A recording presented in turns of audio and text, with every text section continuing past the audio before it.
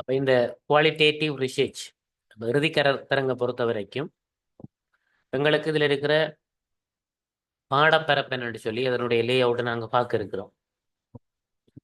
ரெண்டாவது விடயம் என்னென்றால் இந்த கடந்த கால வினாக்களில் வந்த கேள்விகள், அதே போல சில எழு வினாக்கள் போன்றவற்றை நாங்கள் இதில் பார்க்க இருக்கிறோம். நேரம் உங்களுடைய சந்தேகங்களை நான் ஏற்கனவே கேட்டிருந்தேன்னா சந்தேகம் இருக்கிறார்கள் நீங்கள் பதிவிட சொல்லி, அப்போ பதிவிட்ட அடிப்படையில் அதுக்குரிய ஒரு கால எல்லை நான் வழங்கியிருந்தேன்னா அந்த கால எல்லையில் நீங்கள் பதிவிட்ட அடிப்படையிலையும் இந்த வகுப்பு போக இருக்குது. பெரும்பாலும் எல்லாரும் நான் நினைக்கிறேன் விடுமுறை என்றபடியால் வீட்டில் இருப்பீங்க, சரிதானே? ரைட். அப்போ இந்த இதில் வந்தங்களுக்கு முதலாவது முக்கியமான பகுதி என்னென்றால் கோர்ஸ் கண்டென்ட்டை வந்தங்களுக்கு தெரிஞ்சிருக்கணும். பாட உள்ளடக்கம், இந்த பாடத்துக்குள்ள எங்களுக்கு என்ன இருக்குதுன்றது, பாட உள்ளடக்கம் எதுன்னு தெரிஞ்சாதான் எங்களுக்கு எப்படிப்பட்ட கேள்விகள் வருகுது, எப்படிப்பட்ட வினாக்கள் எங்களுக்கு வரலாம் என்ற விஷயத்தை பற்றி நாங்கள் அறிஞ்சு கொள்ளலாம். அடுத்தது இன்னொரு விடயம் நான் சொல்லிக்கொள்ள வேணும். பாஸ் பேப்பரை மட்டும் வச்சுக்கொண்டு படிக்காமல் உங்களுக்கு ஏனெண்டா பாஸ் பேப்பர்ன்றது போன வருடம் வந்தது, இந்த வருடம் அதே பேப்பர் வருமண்டு இல்லை. எப்படியான வகையான கேள்விகள் வந்திருக்குன்னு பார்க்கறதுக்கு அதை நாங்கள் இது செய்யலாமே தவிர இந்த வருடம் எப்படியான கேள்விகள் வரும் அல்லது வரலாம்ன்றதுக்கு நாங்கள் என்ன கட்டாயம் எங்களுடைய பாட உள்ளடக்கம் எங்களுக்கு தெரியணும், அது தெளிவாக தெரியணும். நான் நினைக்கிறேன் இந்த சப்ளிமெண்டரி சப்ஜெக்டை பொறுத்த வரைக்கும் சாலிட் வேஸ்ட்டும் என்வாயர்மெண்ட் ஸ்டடியும் வந்து கொஞ்சம் இலகுவாக பெரும்பாலும் எல்லோரும் விளங்கிக் கொள்ளக்கூடியது. அதனால் இந்த குவாலிட்டேட்டிவ் ரிசர்ச்சை பொறுத்த வரைக்கும் கொஞ்சம் டிபிக்கலானது. ஏனென்றால் இன்னைக்கு இதில் இருக்கிற விடயங்கள், இப்போ நாங்கள் சாதாரணமாக பல்கலைக்கழகத்தில் படிக்கும்போது புவியியலில் ஸ்பெஷல் டிகிரி செய்யும் போது எங்களுக்கு ஒரு ரிசர்ச் எந்த டிகிரியும் செய்யக்குள்ளே ஸ்பெஷல் டிகிரி செய்யக்குள்ள ஒரு ரிசர்ச் கொண்டு வரும். அப்போ அது முதலாவது ரிசர்ச்சாக எங்களுக்கு அமையும். அந்த நேரத்தில் ஏதோ ஒன்று நாங்கள் அந்த நேரத்தில் கிடைக்கிற விளக்கத்தை வச்சுக்கொண்டு முதலாவது ரிசர்ச்சை நான் செய்வோம். அப்புறம் அடுத்த ரிசர்ச் செய்யும் போது என்ன செய்யும் சொன்னால் எங்களுக்கு முதலாவது ரிசர்ச்சில் வந்து நாங்கள் ரைட் இப்படியெல்லாம் சில விட்ட பிழைகள் அல்லது இதை நாங்கள் இப்படித்தான் செய்யணும்ன்ற இன்னும் கொஞ்சம் தெளிவு இப்படி அந்த ரிசர்ச் என்றதுக்குள்ள நாங்கள் ஈடுபடக்கூட அன்றைக்கு செய்ததுக்கும் இடையிலான இன்றைக்கு செய்து கொண்டிருக்கிறதுக்கு டிஃப்ரெண்ட்டும் அதனுடைய அந்த என்ன சொல்றது தெளிவுத்தன்மை, அக்குரசி, தெளிவுத்தன்மை இதுகளும் வந்து இன்றைக்கு நிறைய டெவலப் ஆகும். இந்த அடிப்படையில் நீங்கள் வந்து பேசிக்காக ஒரு சப்ளிமெண்டரி சப்ஜெக்டாக இதை படிக்கிறேன்னக்குள்ள கொஞ்சம் ஒரு சிக்கல் மிகுந்ததாக இருக்கும். அதில் மாற்று கருத்து இல்லை. ஏனென்றால் எங்களுக்கு இப்போ 2வது 3வது டிகிரி செய்யும் பொழுது கூட எங்களுக்கு அதில் எப்படி பிழை விட்டு தான் இப்போ இந்த பிழை இதில் விடக்கூடாதுன்னு சொல்லி நாங்கள் யோசிப்போம். ஏனென்றால் போவா அப்படின்ட்டு எங்களுக்கு அந்த பிழைகள் அல்லது அதை பற்றிய புரிந்து கொள்ளல்கள் எங்களுக்கு போகத்தான் கட்டமாக இருக்கிற வழுக்கள் எங்களுக்கு விளங்கும். அப்படி இருக்கக்குள்ள உங்களுக்கு பேசிக்னு சொல்லக்குள்ள கொஞ்சம் இதெல்லாம் இருக்கு. இருந்தாலும் உங்களுடைய பாடப்பரப்பு சுருக்கமாக இருக்கிறபடியால் அதுக்கு பரீட்சைக்கு ஏற்ற மாதிரியும் உங்களுக்கு அதை நீங்க தயார்படுத்தி கொள்ள வேண்டும். ரைட். அந்த வகையில ஆங்கிலத்திலையும் நான் சிலபஸ் போட்டிருக்கிறேன், தமிழ்லையும் போட்டிருக்கிறேன். ஒன்றென்றால் இந்த பிலோசபி ஆஃப் குவாலிட்டேட்டிவ் ரிசர்ச், பண்புசார் ஆய்வு தத்துவம் என்றது ஒரு ஒரு தலைப்பாக போட்டிருக்கிறாங்க. 2வது வந்து இந்த பண்புசார் ஆய்வுக்கான அறிமுகம். அதுக்குள்ள வந்து வரலாற்று ரீதியான விருத்தி, காரணம், முக்கியமான அம்சங்கள், பிறகு இந்த குவான்டிடேட்டிவ் அளவைசார் பண்புசார் ஆய்வுகளுக்கு இடையிலான வேறுபாடுகள், பிறகு இந்த குவாலிட்டேட்டிவ் ரிசர்ச் பற்றிய விளக்கம், இதுகளை வந்து 2வதாக அளவுக்குள்ள போட்டிருக்கிறாங்க. 3வது அளவை பொறுத்த வரைக்கும் பண்புசார் ஆய்வின் வகைகள் என்றதுக்குள்ள போட்டிருக்கிறாங்க. பண்புசார் ஆய்வின் வகைகள் என்று சொல்லும் போது எங்களுக்கு அதுக்குள்ள இருக்கிற எத்னோகிராபி, கண்டென்ட் அனலைசிஸ், கேஸ் ஸ்டடி, பிறகு எக்ஸாம் ரிசர்ச், அடுத்தது கிரவுண்டட் தியரி. இப்போ இவ்வளவு விடயங்களும் எங்களுக்கு அதுக்குள்ள டைப்பாக சொல்லப்படுது. ஆய்வு முறைகள் என்று கூட இவற்றை பார்க்கலாம். அடுத்தது வந்து ஆய்வின் பண்புகள் என்ற அடிப்படையில் எங்களுக்கு சில விடயங்கள் பார்க்கப்படுது. அந்த ஃப்ளெக்சிபிலிட்டி, ட்ரையாங்குலேஷன், அப்டெக்ஷன், மற்றது பண்புசார் ஆய்வுக்கான சில கிரிட்டேரியாஸ், என்ன சொல்றது,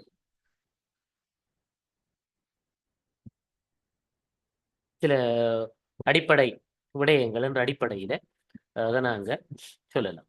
அதே போல அடுத்தது எங்களுக்கு ஆய்வின் படிமுறைகள் மற்றும் ஆய்வினுடைய முறைகள்,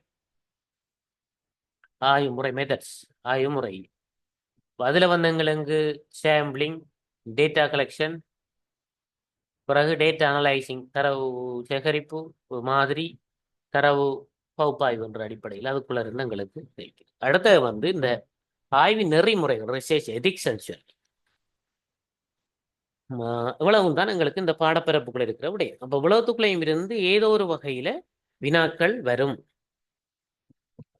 இதுதான் எங்களுக்கு ஒரு மெயின் டைப், கேள்விகளுக்குரிய வகை எங்களுக்கு வரப்போறது இதுதான். இதுக்கேற்ற வகையில நாங்க இந்த விடயத்தை நாங்கள் கிளியரா படிச்சிருந்தோம் என்றால் விடை எழுதக்கூடிய மாதிரி இருக்கு. அந்த வகையில நான் இந்த சிலபஸுக்கு ஏற்ற மாதிரி என்னுடைய வகுப்புகளை நான் நடத்தி இருந்தேன். அந்த வகையில நடத்தியிருந்த வகுப்புகளினுடைய வீடியோ ரெக்கார்டிங்ஸ் கூட எங்களுடைய யூடியூப் சேனல் இருக்குது. யூடியூப் சேனலில் போய் நீங்கள் தேடுறது கஷ்டம் என்றால் எங்களுடைய வெப்சைட்டில் வந்து தவசி லேர்னிங் சிட்டின்னு சொல்லி எங்களோட வெப்சைட் இருக்குது. அப்போ அதில் போயிட்டு நீங்கள் என்ன செய்யணும்னு சொன்னால் அதில் தலைப்பு போட்டு நான் தொகுத்தே போட்டிருக்கிறேன். இப்போ தொகுத்த அந்த வீடியோ தொகுப்புகளை நீங்கள் பார்த்தீங்கன்னு சொன்னால் உங்களுக்கு என்ன செய்யக்கூடிய மாதிரி இருக்கும் என்றால் பெற்றுக்கொள்ளக்கூடிய மாதிரி இருக்கு. சரிதானே? தெளிவு, மேலே தெளிவுக்காக அதை பாருங்க. நாங்கள் இன்றைய தினம் வந்து சில வரையறுக்கப்பட்ட விடயங்களையும் இதில் வந்து உங்களுக்குரியதான் கூட முன்னிலைப்படுத்தி போட்டிருக்கிறேன். பண்புசார் ஆய்வு இதில் பார்த்தீங்கன்னு சொன்னால் ஆய்வு தொடர்பான வீடியோக்களை வந்து நான் போட்டிருக்கிறேன். பாடத்திட்டம் அறிமுகம், பண்புசார் ஆய்வு அறிமுகம், பண்புசார் ஆய்வு வகைகள், நோக்கங்கள், கூறுகள், சேகரிப்பு முறைகள், மாதிரி எடுத்தல் முறைகள், ஆய்வின் படிமுறைகள் என்ற அடிப்படையில் வை போகுது. அதே நேரம் இதில் வந்து நிறைய இந்த பண்புசார் ஆய்வு தொடர்பான சில கையேடுகளும் இதில் போட்டிருக்கிறேன். இதுதானே? கையேடுகளும் இதில் போட்டிருக்கிறேன். அதை நீங்கள் எடுத்துக்கொள்ளக்கூடிய மாதிரி இருக்கும். பிறகு இதுக்கு முதல் நடந்த சில ஆய்வு தொடர்பான வீடியோக்களும் போட்டிருக்கேன். முதல் என்றால் கடைசி செமினார்களில் நடந்ததுகள் சில ரெக்கார்டிங்ஸ். இது போன வருஷம் நடந்ததுன்ற ரெக்கார்டிங்ஸ் இருக்கு. அப்போ ரெண்டும் கிட்டத்தட்ட எல்லாத்துலேயும் தெளிவான விளக்கம் இருக்கு. அப்போ ரெண்டையும் நீங்கள் பார்க்கணும். ஏனென்றால் போன நடந்ததை கீழே போட்டிருக்கேன், முந்தைய நடந்தது மேலே போட்டிருக்கேன். எல்லாத்தையும் நீங்கள் பார்க்கணும். ஒட்டுமொத்தமான ஒரு தெளிவு கிடைக்கும். சரிதானே? ரைட். இப்போ நீங்கள் வேற ஒன்றும் யோசிக்க தேவை. ரைட். எங்களுக்கு நாங்கள் இந்த பேப்பரதுக்குள்ளே நாங்கள் போவோம்.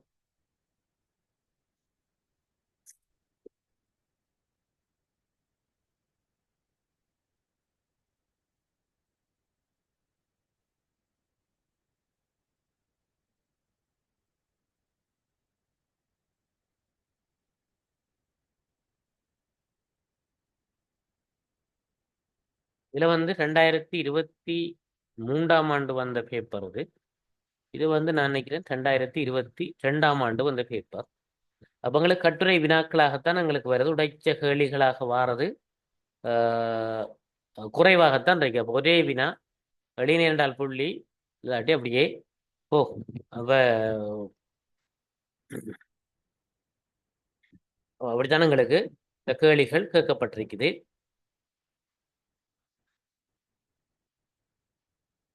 கொஞ்சம் இருங்க.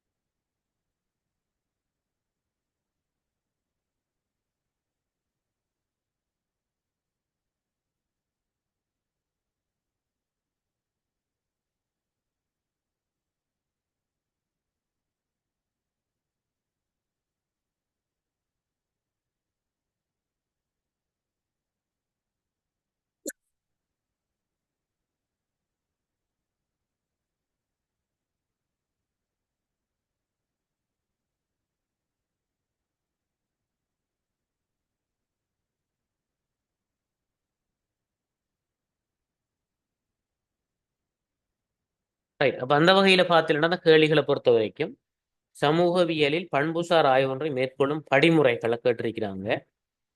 பிறகு பண்புசார் ஆய்வின் முறையான விடய ஆய்வின் நன்மைகள் மற்றும் தீமைகளை கேட்டிருக்கிறாங்க. இனவரையியல் ஆய்வின் படிமுறைகளை விளக்கு கண்டு கேட்டிருக்கிறாங்க. அடுத்தது நிகழ்தகவற்ற மாதிரி முறைகளை உதாரணங்களுடன் விவரிக்க, இலக்கு குழு கலந்துரையாடல் என்றால் என்ன என்பதை தெளிவுபடுத்தி முக்கியத்தை விளக்குக. செய்வதன் நோக்கம் ஆய்வு கண்டுபிடிப்புகளை பொதுமைப்படுத்துவது அல்ல. கூற்றுடன் நீர் உடன்படுகிறீரா பதிலுக்கான காரணங்களை குறிப்பிடுக அப்படி சொல்லி கேட்டிருக்கிறாங்க. இப்படி இந்த கேள்விகளாரம் இந்த மாதிரி இருக்குது. கிட்டத்தட்ட இந்த கேள்விக்குள்ள நாங்க எல்லாத்தையும் பொதுமைப்படுத்தி போட்டு நாங்கள் அந்த விடயங்களுக்கு போவோம். ஆய்வினுடைய படிமுறைகள், பொதுவான படிமுறைகள். இது வந்து இந்த எத்னோகிராபி ரிசர்ச் என்று சொல்லப்படுற இனவியல் ஆய்வினுடைய படிமுறைகள். இதுதான் இதுல இருக்கிற கேள்வி. அப்போ பொதுவாக ஆய்வினுடைய படிமுறைகள்ன்ற விஷயம் ரெண்டுக்குள்ளையும் எங்களுக்கு வருது. அதே போல எங்களுக்கு அடுத்த பார்த்தோம்னா இந்த விடய ஆய்வு, கேஸ் ஸ்டடி பற்றி கேட்குறாங்க. இப்போ ஆய்வினுடைய வகைகள் என்ற விஷயம் இதுக்குள்ளேயும் தனியாக போடுறாங்க.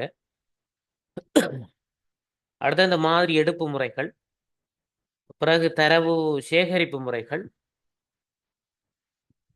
இதுகளும் எங்களுக்கு கேள்வி வருது. அப்போ கிட்டத்தட்ட பார்த்தால் எங்களுக்கு அந்த பாடப்பரப்புக்குள்ள வரும் இருக்கிற சில விடயங்களுக்குள்ளதான் நேரடியாக அந்த விடயத்தை போட்டு கொஞ்சம் பகுப்பாய்வு ஏற்ற மாதிரி கேள்விகள் போடப்பட்டிருக்கு. அடுத்ததுக்குள்ள பார்த்தோம்னு சொன்னா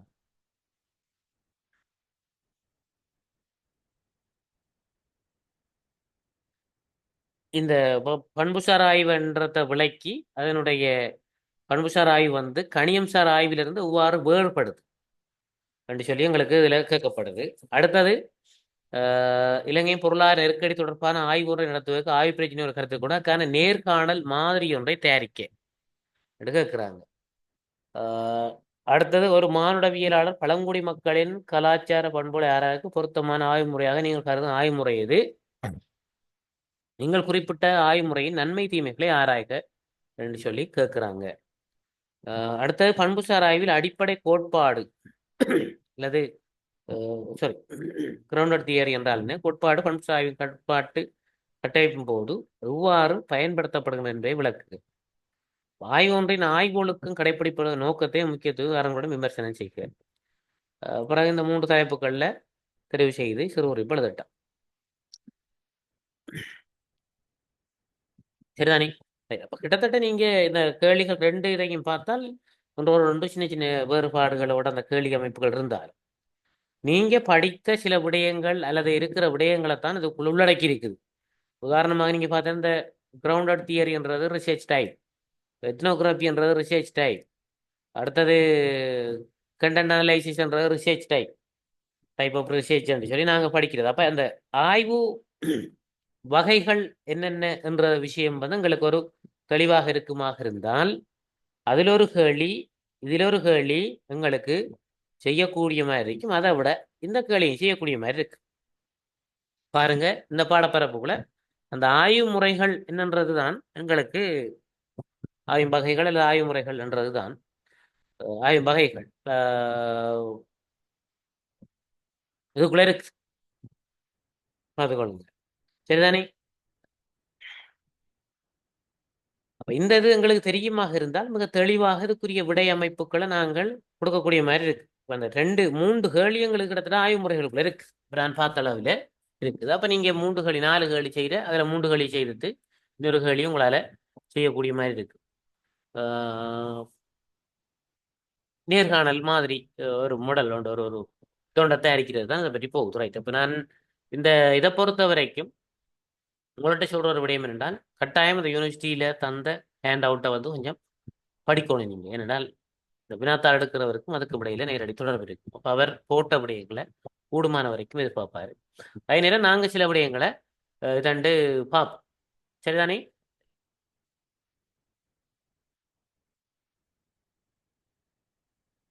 அப்படிங்கிற கேள்விகள் வந்து எங்களுக்கு ஒழுங்குபடுத்தப்படாத முறையில் இருக்குது. அப்போ நாங்கள் இந்த கேள்விகளை வந்து ஓரளவுக்கு ஒழுங்குபடுத்தி பார்க்கறோம்னா எங்களை யூனிவர்சிட்டி ஹேண்ட் அவுட்டை வச்சு கொண்டு சில விஷயத்தை பார்க்கலாம்னு நான் நினைக்கிறேன். ரெண்டாவது அதை பார்த்தா தான் எங்களுக்கு அந்த தெளிவு வந்து உங்களுக்கு வரும்.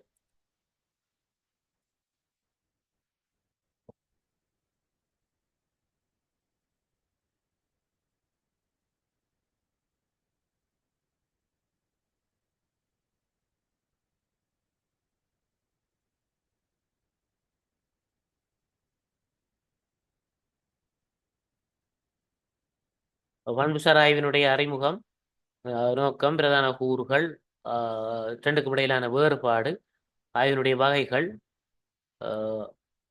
ஆய்வு முறைமைகள் என்ற அடிப்படையில் இந்த கையேட்டில் இருக்குது. அப்ப இதை நாங்கள் இதுல சில விடயங்களை நாங்கள் இதுல பார்ப்போம்.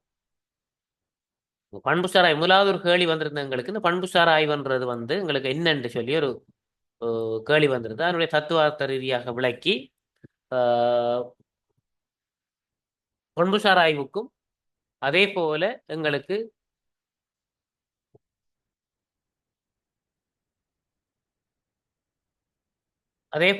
என்னன்னு சொன்னால் இந்த இது தொடர்பாக பண்புசார் ஆய்வுக்கும் அளவைசார் ஆய்வுக்கும் இடையிலான வேறுபாடுகளையும் கேட்டிருந்தது. அப்ப எங்களுக்கு அந்த டியூட்ல இந்த டியூட்டை நீங்க கூடுமான வரைக்கும் இது செய்யுங்க. என்றால் அந்த பரீட்சை வினாத்தாள் எடுத்த அதே விரிவுரையாளர் இந்த டியூட்டை வேஸ்ட் பண்ணித்தான் உங்களுக்கு புள்ளிகள் போடக்கூடும். ஆகவே கூடுமான வரைக்கும் இதை பாருங்க. அதுக்காக தான் நான் இதையும் செய்கிறேன், மென்ஷன் பண்றேன். ரெண்டாவது உங்களோட புள்ளி முக்கியம்.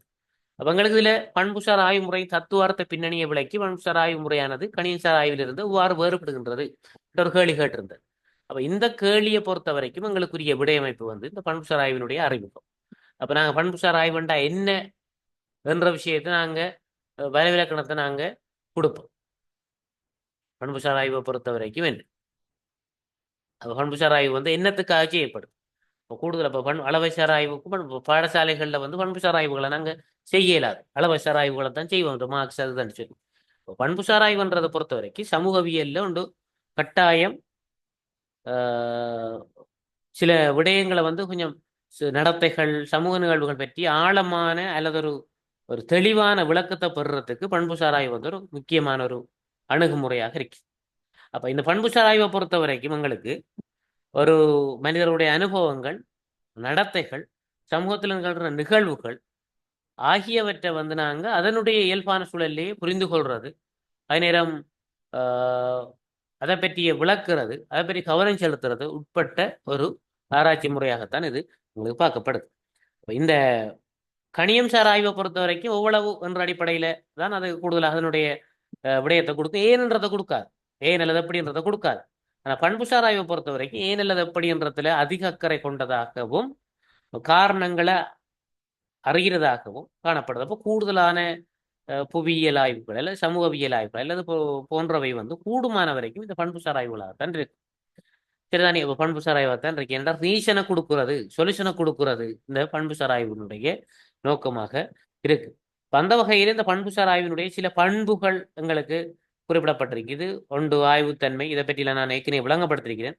அகநிலை அனுபவத்துக்கு முக்கியத்துவம், பிறகு இயற்கை அமைப்புகள்லே அல்லது அதே அந்த ஏரியாவிலும் அந்த என்வைரன்மெண்ட்லேயே நடத்தப்படுறது. மற்றது ஒரு கிளியர் விளக்கமான தரவுகள் சேகரிக்கக்குள்ள எங்களுக்கு நேர்காணல், அவதானிப்பு போன்றவற்றுக்கு கூடாக மற்றது இலக்கு குழு கலந்துரையாடல் என்ற அடிப்படையில். அதே போல இந்த பண்புசார் ஆய்வை பொறுத்தது அதனுடைய தத்துவார்த்த பின்னணி என்று நாங்கள் சொல்லுவோம். அதே நேரம் இந்த பண்புசார் ஆய்வுக்கும் பண்புசார் ஆய்வினுடைய முக்கிய நோக்கங்களை நாங்க பார்த்தோம்னா நோக்கங்களும் அது கொடுக்கணும். தத்துவார்த்த பின்னணிக்குள்ள நாங்க சுருக்கமாக கொடுக்கணும். அனுபவங்களை புரிந்து கொள்றது, சமூக நிகழ்வு நடத்தைகளை செய்யறது, இதை பற்றி நான் தனியாக விளங்கப்படுத்தி இருக்கிறேன். அப்ப இதையெல்லாம் நீங்க கொடுக்கணும். இப்ப எங்களுக்கு அடுத்தது என்னன்னு சொன்னா பண்புசார் ஆய்வுக்கும் என்னத்துக்கு அளவைசார் ஆய்வுக்கும் இடையிலான வேறுபாடு அல்லது ஒற்றுமை வேற்றுமைகளை கேட்டிருந்தவங்க. அப்ப அதுக்கு நாங்க பார்த்தோம்னு சொன்னால்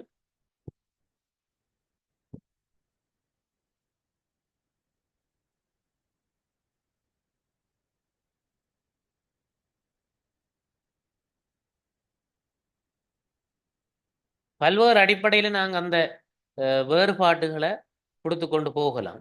இதுல பார்த்தீங்கன்னா தெரியும், பண்புசார் ஆய்வுக்கும் கணியம்சார் ஆய்வுக்கும் இடையிலான ஒப்பீடு வேற்றுமைகள் இதுல கொடுக்கப்பட்டிருக்கு. அப்ப நோக்கத்தின் அடிப்படையில பண்புசார் ஆய்வு எப்படி இருக்கு, கணியம்சார் ஆய்வு எப்படி இருக்கு, சில டைட்டிலை வச்சுக்கொண்டு அதை வேறுபடுத்துறது. பண்புசார் ஆய்வுக்கும் கணியம்சார் ஆய்வுக்கும் நோக்கம்ன்றது பண்புசார் ஆய்வை பொறுத்த வரைக்கும் ஏன் நிகழுது எப்படி நிகழுதுன்றதான் முக்கியமானதா இருக்கு. ஆனால் கணியம்சார் ஆய்வை பொறுத்த வரைக்கும் அங்க வந்து ஒரு கருதுகோளை பரிசோதிக்கிறது அல்லது ஒரு புள்ளி விவர பகுப்பாய்வுன்றதுதான் முக்கியமானதா இருக்கு. ஏன் எப்படின்றது இருக்கு, இங்க எவ்வளவுன்றது வேற. ஒரு ரிலேஷன்ஷிப்பை தான் அதாவது வேரியபிள் மாறிகளினுடைய அடிப்படையாக கொண்ட ரிலேஷன்ஷிப்ஸ். 10 பேர்ட்ட புள்ளி இருக்குதுன்னு சொன்னால் 5 புள்ளி 80 புள்ளி 90 இருக்குமெண்டா ரைட். அந்த புள்ளிகள்ல இருந்து தான் எங்களுக்கு தொடர்பு அடிப்படையில சில விடயங்களை கொடுக்குறதா இருக்கு. பாருமா, குறைந்த புள்ளி, கூடிய புள்ளி, சராசரி புள்ளி, ரைட். எத்தனை பேர் இத்தனைக்கு மேல, எத்தனை பேர் இத்தனை கீழே, இதெல்லாம் வந்து அங்க வந்து மாறிகளை அடிப்படையாக கொண்டுதான் நினைக்கிறதா இருக்கு. இதை உண்டு. அப்ப இதுல வந்து வார நிறைய விஷயம் வந்தாலும் நீங்கள் ஒரு 3-4 விடயத்தை வச்சுக்கொண்டு இதுக்கு விளக்கினேன்னாச்சு. இப்ப தரவு வகை வந்து எங்களுக்கு எப்படி இருக்குது? பண்புசார் ஆய்வை பொறுத்த வரைக்கும் தரவு வகைகள் அவதானிப்புகள், படங்கள், கருத்துக்கள், வீடியோக்கள் அடிப்படையில் போகும். கணியம் சாராயை பொறுத்த வரைக்கும் அதுல வந்து கூடுதலாக எங்களுக்கு மாறிகள், எங்களுக்கு ஒரு டேட்டா புள்ளிகளாக இருக்கும், வருமானங்களாக அல்லது டெஸ்டிங்ஸா இருக்கும், எண் வடிவத்திலாம் கூடுதலாக இருக்கு. அடுத்தது தரவு சேர்வு முறை அடிப்படையில் ரெண்டையும் நாங்க பார்த்தோம்னா, பண்புசார் ஆய்வை பொறுத்த வரைக்கும் அந்த ஆய்வுக்கு உட்படுத்தப்படுகின்ற அந்த பங்காளர்களோட வந்து நேரடியாக திறந்த முறையில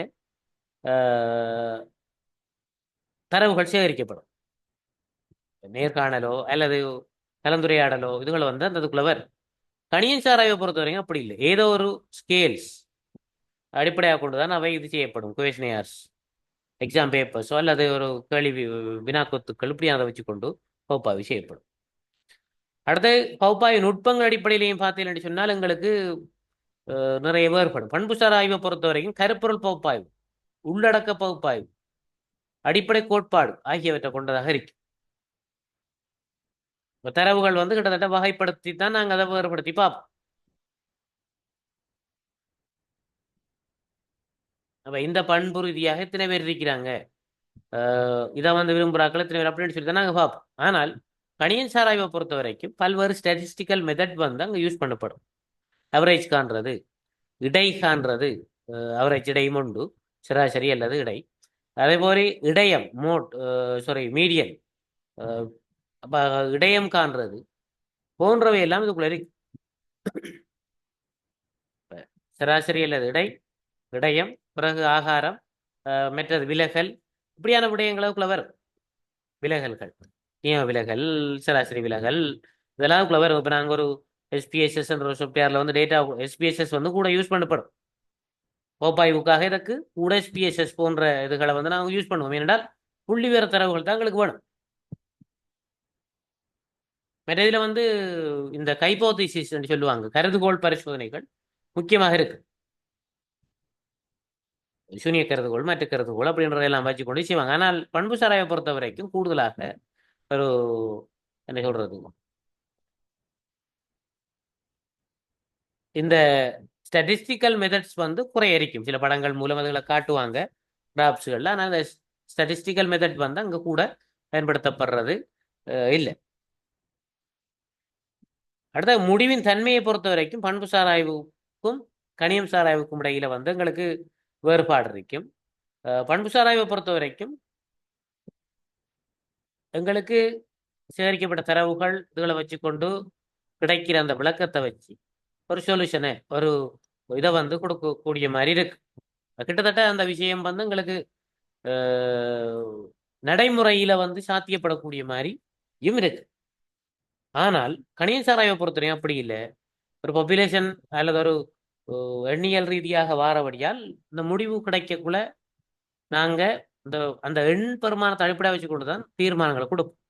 ஒரு பாடசாலையில வந்து மாணவர்கள் சராசரி புள்ளி வந்து எல்லாத்தையும் 50 வருதுண்டா நாங்க இங்க வந்து படிப்பிக்கிற ஆள் வந்து 50 புள்ளி வரக்கூடிய மாதிரி தான் பொதுவாக படிப்பிக்கப்படுது. ஆனால் எங்களுக்கு அதுல ஒரு 5 பேர் வந்து A எடுக்கக்கூடிய மார்க்ஸ் எடுத்திருப்பான், ஒரு 10 பேர் W எடுக்கக்கூடிய மாதிரி இருந்திருப்பான். அப்படி இருக்கு. ஆனா நாங்க என்ன செய்ய மாட்டோம்னா அந்த 5 பேருன்றதையும் கருத்துல கொள்ளப்பட மாட்டோம், W கருத்துல கொள்ளாமல் அந்த சராசரியை வச்சுக்கொண்டு நாங்க முடிவெடுப்போம். அப்ப இப்படியெல்லாம் இதுக்குள்ள இருக்குது. அப்ப இதே மாதிரி நீங்க மற்ற மற்ற மற்ற விஷயங்களையும் கொடுத்தேன்னு சொன்னால் சரி. அப்ப மாதிரியுடைய அளவை பொறுத்த வரைக்கும் எங்களுக்கு இந்த பண்புசார் ஆய்வில் வந்து மாதிரியுடைய அளவு வந்து எங்களுக்கு குறைய இருக்கும், ஸ்மாலர் சாம்பிள் சைஸ். ஆனால் இதுல வந்து எங்களுக்கு மிகப்பெரியதா இருக்கும் அளவைசார் ஆய்வில். மற்றது வெளியீடுகள் ரீப்ரசன்டேஷன் அவுட்கம் வந்து சொற்களாக, விளக்கங்களாக, சில நீதிகளாக இருக்கு. ஆனால் இதுல வந்து எங்களுக்கு நம்பர்ஸா, அதாவது எண்களாகவோ அட்டவணைகளாகவோ கிராஃபாகவோ புள்ளி விவரவியல் பெறுவர்களாகவோ இருக்கு. எப்படி நாங்க பல்வேறு விடயங்களை இதுக்குள்ள நான் கொடுக்கலாம். பிளெக்சிபிலிட்டி, நெகிழ்வுத்தன்மையை பொறுத்த வரைக்கும் இது வந்து கை பிளெக்சிபிலிட்டி இருக்கும் பண்புசார் ஆய்வை பொறுத்த வரைக்கும். இல்லை டேட்டா கலெக்ஷன் எல்லாம் வித்தியாசம். ஆனால் இதுல வந்து குறைவாக தான் இருக்கு. இப்படி இரண்டுக்கு முடியலாம் வேறுபாட்டை நீங்க என்ன செய்யலாம் என்றால் கொடுத்து கொள்ளக்கூடிய மாதிரி இருக்கும். சரிதானே?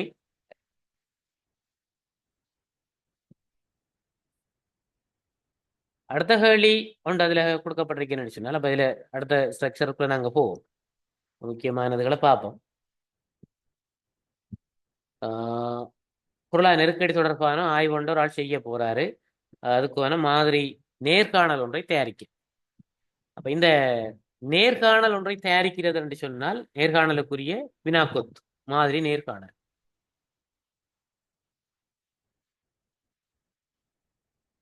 அப்ப அவர்கிட்ட என்ன மாதிரியான கேள்விகள் நாங்க கேட்க போறோம் என்ற விஷயத்தை உள்ளடக்கியதுதான் அந்த மாதிரி நேர்காணல். அப்படியான கேள்வி அவர் வந்து சொல்ற விடைகளை நாங்க அதுக்குள்ள கொடுக்க போறது இல்லை. நாங்க ஒரு மாதிரி நேர்காணல் ஒன்று நாங்க அமைப்போம். அப்ப அமைக்கக்குள்ள வந்து குறிப்பாக பல்வேறுபட்ட விடயங்களை இப்போ ஒரு நேர்காணல் இப்போ தனியொரு கேள்வியா கேட்டிருக்காங்க என்றால் அந்த நேர்காணல் அமைக்கக்குள்ள நிறைய விஷயத்தை நீங்க என்ன செய்வீர்கள், நீங்க முன்னுக்கே திட்டமிட்டு கொள்ளணும். இப்ப நாங்க நேர்காணல் கேட்க போறால் எப்படிப்பட்டா இதுல வந்து ஒன்றும் சொல்லப்பட இல்லை. புறநெருக்கு தொடர்பு ஆய்வு ஒன்றை நடத்துவதற்கான ஆய்வு பிரச்சனை ஒன்றை கருத்தில் கொண்டு அதற்கான நேர்காணல் ஒன்றை தயாரிக்கும். நேர்காணல் தான் மாதிரி நேர்காணல், ரைட்? மாதிரி நேர்காணல் வினாவும் விடையும் பார மாதிரி ஒன்று கேட்டிருக்கிறாங்க அன்னைக்கு. அப்ப இந்த கேள்வியை பொறுத்தவரை ஆங்கில கேள்விகளும் இருந்தால் அதனுடைய உதவியா இருக்கும். இங்கிலீஷ் மீடியம்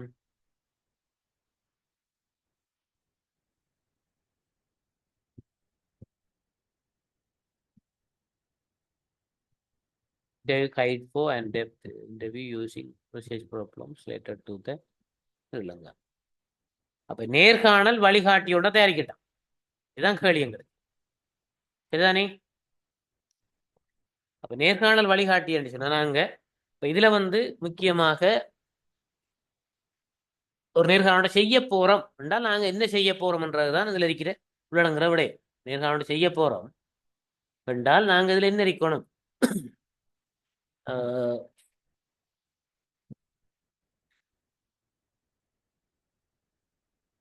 நேர்காணல் செய்ய போறோம்.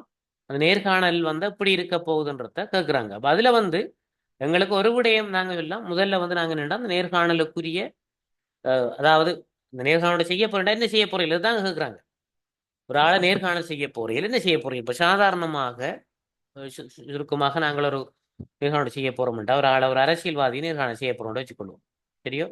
ஒரு அரசியல்வாதியை நேர்காணல் செய்ய போறோம்னு வச்சுக்கொள்வோம்.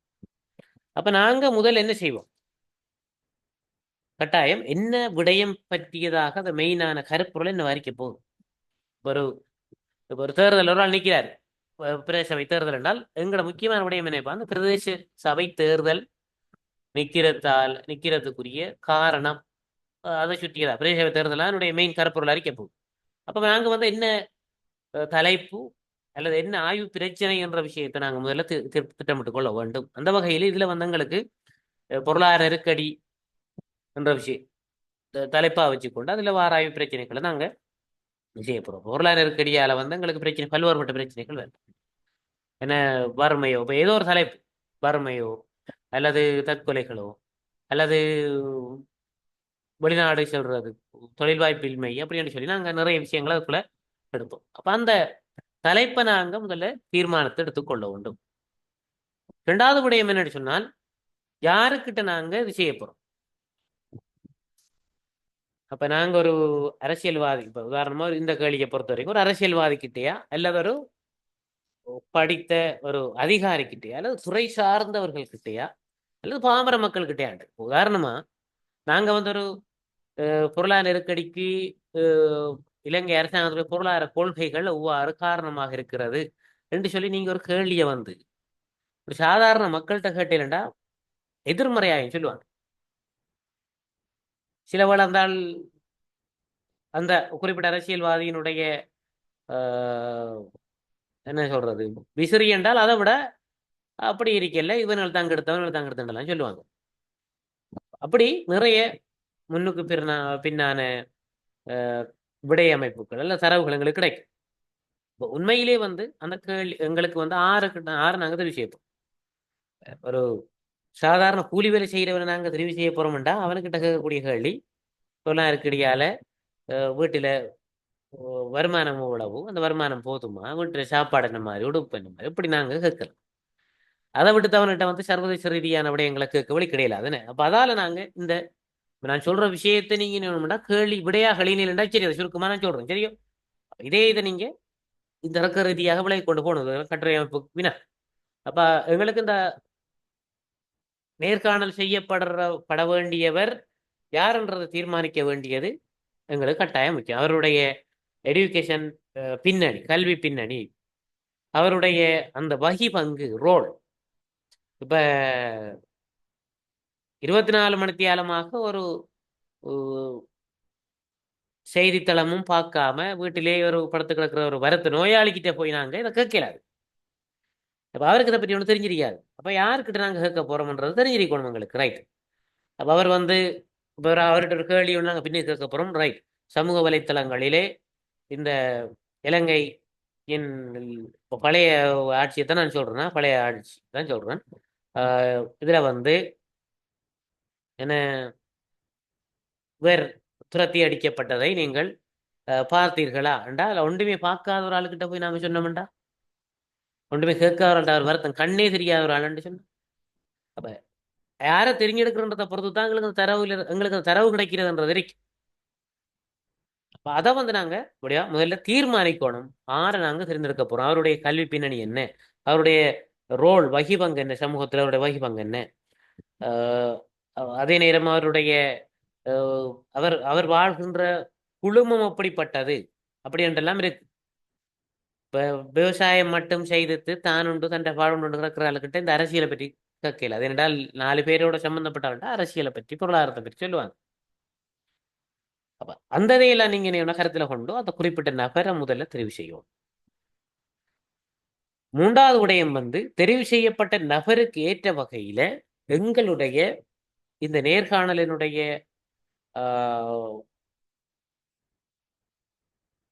வினாக்களை வந்து நாங்க கட்டமைத்துக் கொள்ள வேண்டும்.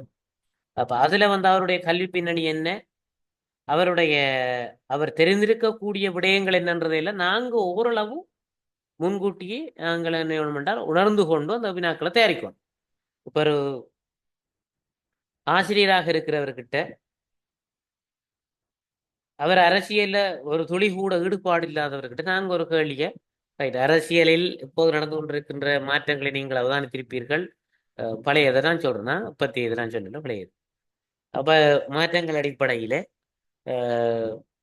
இந்த பழைய அரசாங்கத்தில் உள்ளவர்கள் இந்த ஊழல்களுக்கு துணை போயிருப்பார்களா என்று நீங்க கருதுகிறான்னு கேட்டா அவர் ஒன்றுமே அதை பற்றி அரசியல் இன்ட்ரெஸ்ட் இல்ல அவர்கிட்ட அந்த கேள்வியை நாங்க கேட்ட வேண்டாம். எங்கள்கிட்ட விட வரும் சில வேளைகள்ல எனக்கு அதை பற்றி உண்மையா சொல்ல வழிக்கிட்டால் என்றால் எனக்கு உண்மையாகவே அதை பற்றி ஆறு இரண்டு தெரியாது.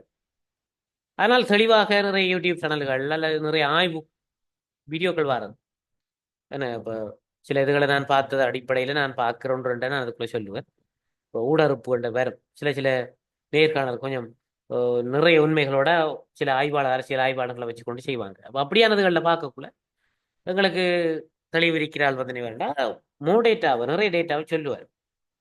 இல்லாதவர் வந்து ஒரு வெளிநாட்டில் இருக்கிற ஆட்டைஞ்சு நடக்கிறத கேட்டாலும் உள்ள சொல்ல மாட்டார். அப்ப அவர் வந்து அப்படிப்பட்டவர், அவருடைய பொருளாதார கல்வி பின்னணி என்ன, அவருடைய வகிவங்க எப்படி இருக்கு சமூகத்துல எல்லாம் அறிஞ்சு வச்சுட்டு நாங்க வந்து வினாக்களை தயாரிக்கணும். அந்த வகையில இந்த வினாக்கள் தயாரிக்கப்படக்குள்ள ஒரு ஆய்வு வினாக்களை பொறுத்த வரைக்கும் ஒரு தொடர்பு முறை இருக்கணும்.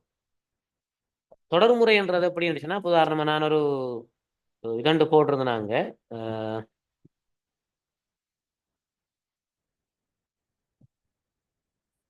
இப்ப இது பாருங்க, எங்களுக்கு ஒரு ஒரு கலைஞர் நேர்காணலுக்கான வினாக்கள்.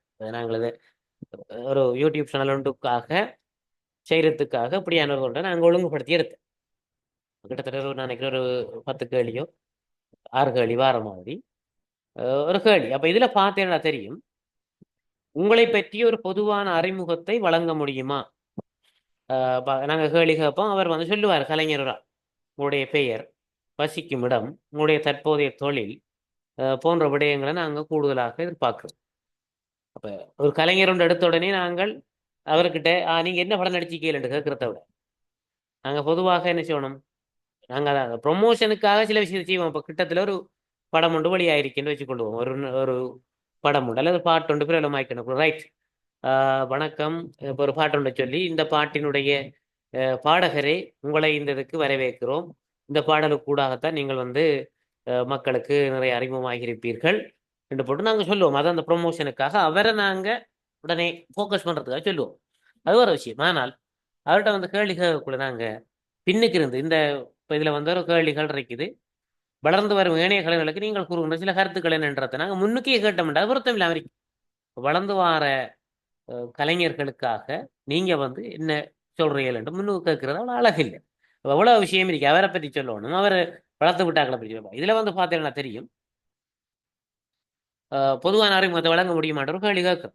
அப்போ கேட்கக்குள்ள அவர் என்ன சொல்லுவார் என்றால், ஓம், நான் வந்து இப்படித்தான், என்ற பேர் வந்தது, நான் வந்து இங்கே இருக்கிறேன், இந்த இடத்துல வேலை செய்கிறேன் அப்படின்னு சொல்லி சொல்லுவார். அவரை பற்றி ஒரு பொதுவான டிரெக்ஷன். அவரை பற்றி கலைஞராக கேட்டாலோ அல்லது சாதாரண ஒரு ஆள் கேட்டாலும் சொல்ற ஒரு அடிப்படை சொல்லுவார், நான் இந்த கிராமத்துல இருந்து வரேன், இந்த ஊர்ல இருந்து வரேன். பிறகு நாங்கள் கலைத்துறை ஒன்றக்குள்ள நாங்கள் அந்த கலைத்துறை சார்ந்த அறிமுகத்தை செய்ய முடியுமா அப்படின்னு சொல்லி நாங்கள் கேட்போம். அப்போ அவர் ஓம் சொல்லி அவர் என்னென்ன ஆறு ஆறு என்ன கலைஞர், என்னென்ன படம் நடிச்சிருக்காரு, இல்லை என்னென்ன பாட்டு படிச்சிருக்காரு, இல்லை என்னென்ன இலக்கியங்கள் எழுதியிருக்காருன்றத அவர் சொல்லுவார். பிறகு நாங்கள் இதில் அடுத்த வழிகாட்டிக்கு உங்களுடைய கலைத்துறையில் வளர்த்து விட்டவர்கள் அல்லது ஊக்கப்படுத்தியவர்கள் வரிசையில் யாரை பற்றி நீங்கள் சொல்ல இயலும்னு சொல்லி அவர்களை நினைவுபடுத்துறது. அப்போ பிறகு இந்த கலைத்துறை வரலாற்றில் நீங்கள் எதிர்கொண்ட சவால்கள், பிறகு எதிர்காலத்தை என்ன செய்ய போறீங்க, வளர்ந்து வராங்களுக்கு என்ன கூற போறீங்க, இப்போ ஒரு ஒழுங்குபடுத்தல் ஒன்று இருக்கு என்ன. அப்ப இந்த ஒழுங்குபடுத்தல் அடிப்படையில வினாக்களை நாங்கள் நேர்காணல் செய்தவர்கிட்ட நாங்க செய்து கொள்ளணும். அப்ப ஒழுங்குபடுத்தப்படாத முறையும் இருக்கு. அப்ப அந்த ஒழுங்குபடுத்தப்படாத முறையை விட ஒழுங்குபடுத்தப்பட்ட முறை எங்களுக்கு எஃபெக்டிவா இருக்கும். ஏனென்றால் எங்களுடைய ஆய்வினுடைய நோக்கம் வந்து மாறுபடாது, நேர விரயம் ஏற்படாது. அப்ப இதையெல்லாம் நீங்க இப்ப அதுக்குள்ள எழுதணும் மாதிரி கைட்லைன்ஸை தான் கேட்குறாங்க ஒரு இது உண்டு. பிறகு நாங்கள் என்ன என்றால் அதுக்குரிய ஆய்வு வினாக்களை வந்து தயாரிப்போம். சாரி நேர்காணலுக்குரிய வினாக்களை தயாரிப்போம். சரியோ? அப்ப இந்த மாதிரி ஒரு ஃபார்மேட்ல ஒரு வினாக்களை தயாரிப்போம். என்னென்ன வினா, என்னென்ன வினா, என்னென்ன வினான்ட்டு. ரைட். அப்ப நீங்க இதுக்குரிய வினாக்களை நீங்க தான் தயாரிக்கணும். அப்படி தயாரிப்பீர்கள், அவங்கள பற்றிய உங்களோட துறை என்ன, இது என்ன, இப்போ பொருளாதார நெருக்கடி, இப்போ அதை வச்சு கொண்டு எழுதுவீங்க. பொருளாதார நெருக்கடியால வந்து பொருளாதாரத்தை பற்றி அறிந்திருக்கிறீர்களான்னு போல கேட்கணும். அறிஞ்சியான ஒருவன்ட்டா கேட்கலாம்.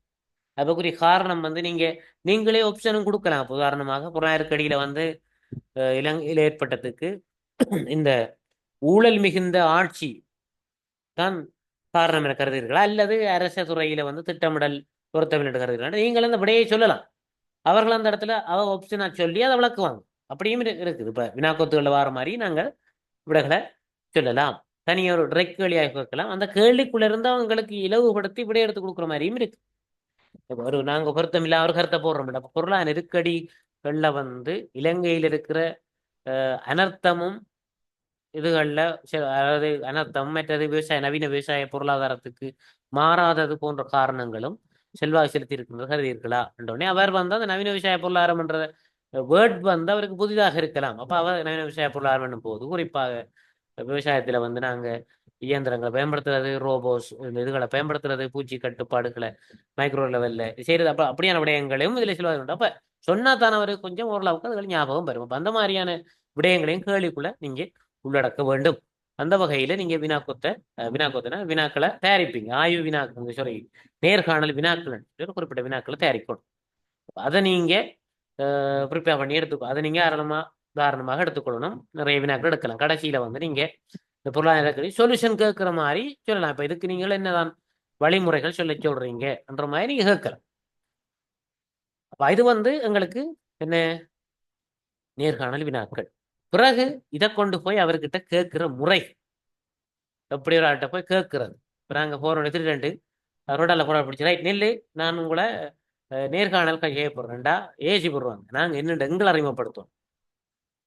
எங்களை நாங்கள் அறிமுகப்படுத்தணும். நான் இப்படித்தான் இந்த ஒரு ஆய்வு ஒன்று செய்ய போகிறேன், இதுக்காக உங்கள்கிட்ட தகவல் எடுக்க போகிறோம், எடுக்கலாமா, அந்த தகவலை பற்றி விவரத்தை நம்பிக்கை நான் வெளிப்படுத்த மாட்டேன், உங்களை பற்றி சொல்ல மாட்டேன், ஆனால் நான் அந்த தகவலை வந்து எங்களுடைய ஆய்வுக்கு பயன்படுத்துவேன் என்று சொல்லி நாங்கள் அந்த விடயத்தை அவர்கிட்ட தெளிவாக சொல்லித்தான் அந்த ஆய்வுக்குரியதுக்குள்ளே போகலாம். இறுதியில் வந்து அவருடைய ஆய்வுகளுக்கு நன்றி கூறி நாங்கள் விடை பண்ணோம். அப்போ இது இவ்வளவு விடயம் இருக்கணும். அப்போ ஆய்வுக்கு முன்னுக்கும் நாங்கள் நேர்காணலுக்கு முன்னுக்கும் நாங்கள் அதை திட்டமிட்டு தயாரித்து கொள்வது, பிறகு நேர்காண வினாக்களை ஒழுங்குபடுத்துறது, பிறகு நேர்காணல் காண செல்றவர்கிட்ட போய் நாங்கள் அந்த நேர்காணலை மேற்கொள்றது. அப்போ என்ற அடிப்படையில் இந்த இதை நீங்கள் எழுதணும். சரியோ?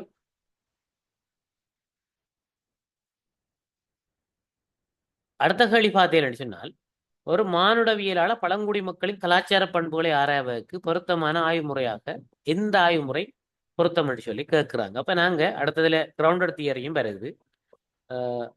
அதே போல் எங்களுக்கு இனவரையியல் ஆய்வு, உள்ளடக்க பகுப்பாய்வுன்றதெல்லாம் வருது.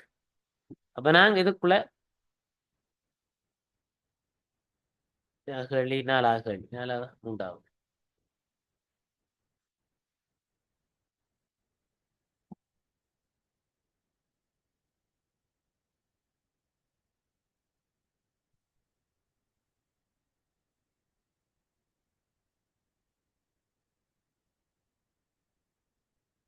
ரைட். இதுல கவனம் இந்த ஆங்கில பேப்பரையும் இதே கொஞ்சம் பாருங்க. சரிதானே? நான் ஏன் இந்த ஆங்கில பேப்பர் பார்க்கறேன்டால், இதுல பாருங்க இந்த கேள்வியில கேட்கப்பட்டிருக்கு மிகவும் பொருத்தமான தரவு சேகரிப்பு முறை, அதனுடைய நன்மை தீமைகளை உதாரணங்களுடன் விளக்குக என்று சொல்லி கேட்டிருக்கிறாங்க. ஆனால் எங்களுக்கு கேள்வி தமிழ்ல அடிக்கப்பட்டிருக்கிறது என்னென்று பார்த்தேன் என்றால், அதே கேள்வி நீங்கள் பொருத்தமான ஆய்வு முறையாக சொல்லி, அப்ப ரிசர்ச் டைப் பண்றதுக்குள்ள நாங்க பார்த்தோம்னா அந்த 5 வகை தான் பிரதானமாக இருக்கு. அதுக்குள்ள தரவு சேகரிப்பு முறை சொல்றாங்க தான். தரவு சேகரிப்பு முறைன்றது எங்களுக்கு அது ஒரு வேறொரு டைப் ஆய்வில உண்டது. ஆய்வு தரவு சேகரிப்பு முறைக்குள்ள ஆய்வுகள் வரலாம், ஆனா தரவு சேகரிப்பு முறைன்றது ஆய்வில் உண்டு. நான் ஏற்கனவே தெளிவாக விளங்கப்படுத்திருக்கிறேன், பழைய வகுப்பில் இருந்தாக்களுக்கு தெரியும். என்ன ஆய்வு தரவு சேகரிப்பு முறைன்றது டிஃப்ரெண்டும் ஆய்வு முறைன்ற டிஃப்ரெண்டும் வேறு. ஆய்வு வகைகளுக்குள்ள எங்களுக்கு என்னென்னன்னு சொல்லி வரும். ஆனா தரவு சேகரிப்பு முறைகள்ன்றது வந்து அது ஒரு தனிப்பகுதி. நேர்காணல், இது வினாக்கொத்து, அதுன்றது அது தரவு சேகரிப்பு முறை. எங்களுக்கு அந்த தரவு சேகரிப்பு முறை தொடர்பாகத்தான் இதில் எங்களுக்கு கேள்வி கேட்கப்படுது. அப்போ ஒரு பழங்குடி மக்களின் கலாச்சார பண்புகளை ஆராய்வது பொருத்தமான தரவு சேகரிப்பு முறை எது என்று சொல்லி கேட்கிறான் பழங்குடி மக்கள். அப்ப இந்த பழங்குடி மக்களை பொறுத்த வரைக்கும் இதுல வந்து எங்களுக்கு கேள்வி என்ன தரவு சேகரிப்பு முறையை கேட்கிறாங்க. அப்ப இதுல எங்களுக்கு தரவு சேகரிப்பு முறைகள்ல பார்த்தோம்டா,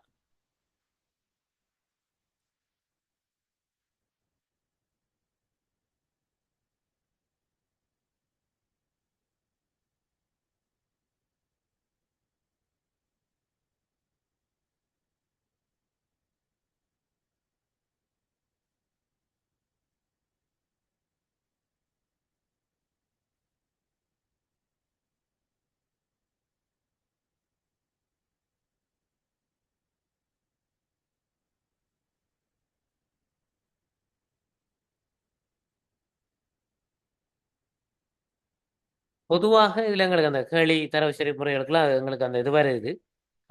இதுல எங்களுக்கு பார்த்தோம்னு சொன்னால்,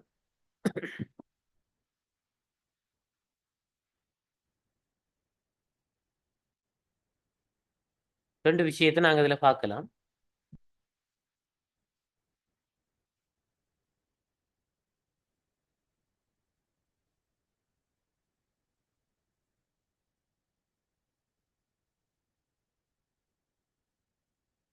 இந்த அவதானம் என்றது வந்து எங்களுக்கு முக்கியமான ஒரு தரவு சேகரிப்பு முறையாக நாங்கள் அதுக்குள்ள சொல்லலாம் அவதானம். இந்த அவதானத்தை பொறுத்த வரைக்கும் எங்களுக்கு பங்கேற்பு அவதானம், பங்கேற்பு அல்லாத அவதானம்னு சொல்லி ரெண்டு வகையில எங்களுக்கு இருக்கு. இந்த பொதுவாக இதை வடிவ வழங்கிக் கொள்ளுங்க. இந்த கேள்வியை பொறுத்த வரைக்கும் ஆங்கிலத்தில் இருக்கிற அடிப்படையில் நான் வச்சுக்கொண்டு சொல்றேன். ஒரு பழங்குடி மக்களின் கலாச்சார பண்புகளை ஆராய்வதற்கு பொருத்தமான தரவு சேகரிப்பு முறை என்றுதான் ஆங்கிலத்தில் நடக்கும். சிங்களத்திலேயும் அதே தான் இருக்கும் என்று நினைக்கிறேன். அங்க நடக்குது. Anthropologists want to study culturally specific customs of an indigenous community. What is the most appropriate method of data collection? Discuss the advantage and disadvantage of your social method with examples. இது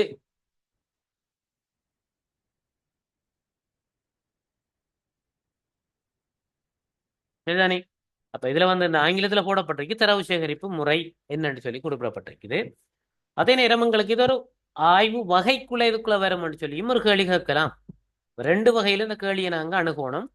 பொதுவாக நாம ஆய்வு வகைக்குள்ள இதுக்குள்ள வரும்ன்றத நாங்க முதல்ல தெளிவுபடுத்தி கொண்டு அதுக்குள்ள போவோம். ஆய்வு வகைக்குள்ள பார்த்த முடிச்சுன்னா கூடுதலாக இனவரையியல் ஆய்வுக்குள்ளதான் எங்களுக்கு இந்த மாதிரியான கேள்விகள் எங்களுக்கு வரும். சரிதானே? இனவரையியல் ஆய்வுன்றதுக்குள்ள எங்களுக்கு அது கேள்விக்குள்ள வரும். ஆனால் இதுல டேட்டா கலெக்ஷன் ரெண்டு வரக்குள்ள எங்களுக்கு அந்த இனவரையியல் ஆய்விலையும் தரவு சேகரிப்பு முறை எது பெஸ்டானது இருக்கும் வேண்டாம். வைக்க கேட்கறது வந்து டேட்டா கலெக்ஷன் தான். சரிதானே? நன்மை தீமை என்றால் டேட்டா கலெக்ஷனுக்குரிய நன்மை தீமை தான் கேட்கப்படுது. இப்போ தெளிவாக விளங்கிக் கொள்ளணும் நீங்க அது. அப்ப இதான் சொல்லி அப்ப என்ன வகையான ஆய்வுக்குள்ள வரும்? ஒரு இனவரையியல் ஆய்வுக்குள்ள தான் வரும் எங்களுக்கு. அப்ப ஒரு குறிப்பிட்ட ஒரு சமூகம் பற்றியது அது ஒரு இன இதுக்குள்ள வரும். ஒரு பழங்குடிகள் என்றால் ஒரு இனம், அவங்களுக்குள்ள தனித்துவமான ஒரு மொழி இருக்கு, தனித்துவமான ஒரு கலாச்சாரம் இருக்கு, தனித்துவமான ஒரு வாழ்வியல் கோட்பாடுகள் இருக்கும். அப்ப இதுகளெல்லாம் பந்தங்களுக்கு அது ஒரு இனமாக நாங்கள் அதை பார்ப்போம். அந்த வகையில் அது பொதுவாக இந்த விடயங்கள் வந்து ஒரு இன டைப்புக்குள்ள பண்புசார் ஆய்வினுடைய வகைகளுக்குள்ள பார்த்தோம்னா இனவரையியல் ஆய்வுக்குள்ள எங்களுக்கு இது வரும். அதே நேரம் இந்த இதுகளுக்குரிய தரவு சேகரிப்பு முறையை பொறுத்த வரைக்கும் நாங்க இதுக்கு அவதானிப்பு, குறிப்பாக பங்கேற்பு அவதானிப்புன்றதுதான் எங்களுக்கு இதுக்குள்ள சரிதானே? பங்கேற்பு அவதானிப்பு அந்த விஷயத்தை நாங்க இதுக்குள்ள சொல்லணும் கட்டாயம். பங்கேற்பு அவதானிப்புன்றதுதான் எங்களுக்கு இதுக்குள்ள வருகின்ற முக்கியமான அவதானிப்பு முறையாக இருக்க போகுது. பங்கேற்பு அவதானிப்பு. பங்கேற்பு அவதானிப்பை பற்றி நீங்கள் ஏற்கனவே படிச்சிருப்பீங்க.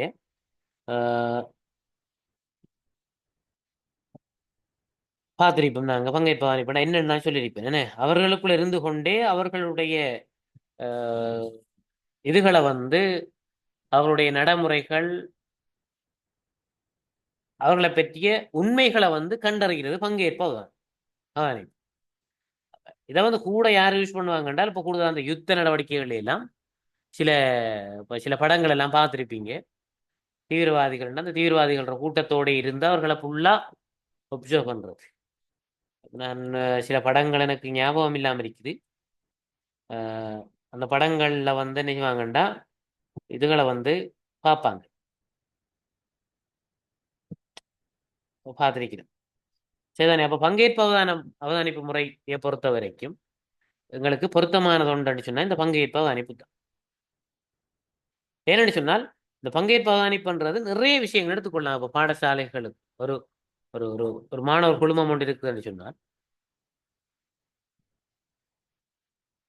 சரிதானே? ரைட். ஒரு ஆள் வந்து பிச்சைக்காரன்ன்ற படம் முடியும் இல்லைங்க. ரைட். அது ரொம்ப அவங்களுடைய இதுக்குள்ள இருக்கக்குள்ள அவங்களுடைய பிரச்சனைகள் விளங்குமோ? ரைட், அது சரி. இப்போ அந்த டீமுக்குள்ள போகக்குள்ள அவங்களுடைய பிரச்சனைகள் வேறு. அத மாதிரி சில படங்களை நான் பார்த்துருக்கிறேன். தசாவதாரத்துல முடியாம நான் சில படங்கள் ஞாபகம் இல்லை. சில இதுகளுக்குள்ள அவங்களுக்குள்ளே போய் இருந்து கொண்டு அவங்கள பற்றிய தகவல்களை திரட்டி அவங்கள பற்றிய உண்மைகளை கண்டறிவாங்க. வேற எதுன்னு சொல்லி எனக்கு ஞாபகம் இல்லை. அந்தது ஒரு டீம் ஒன்றை பற்றி அறிகிறதா இருந்தால் அவர்களுக்குள்ளே போயிருந்தப்போ முதல்ல நாங்க தமிழ் படிச்சிருப்பீங்க எல்லாரும். நினைக்கிறேன் வீரமாமுனிவர் என்று சொல்லி அவர் போர்த்துகேயர் காலமோ ஐரோப்பியர் காலமோ தெரியல. அவர் வந்து இந்தியாவிலேயே இலங்கையிலோ தெரியல இந்த தமிழ் இலக்கிய வரலாறுகள் என்றதுக்குள்ள படிச்சிருப்பீங்க. வீரமாமுனிவர் அவர் அவர் எங்கட எனக்கு ஞாபகம் இல்லை, இலங்கையில இந்தியா எங்கேயோ ஒரு இடத்துல அவர் வந்து உண்மையா ஒரு ஒரு கிறிஸ்தவ பாதிரியார நினைக்கிறேன். வீரமாமுனிவர் கிறிஸ்தவர், ரைட், இந்தியாவும் ரைட். அப்ப கிறிஸ்தவ பாதிரியார் நினைக்கிறேன். அவர் வந்து இந்தியாவுக்கு வந்து தமிழை படிச்சு அதிலிருந்து அவர் நூல்கள் எழுதினவர். வீரமாமுனிவர் வந்து ஐரோப்பியர் காலம் நினைக்கிறேன். அதுல வந்து நூல்கள் எழுதிய ஒரு நூலாசிரியர் வீரமாமுனிவர்.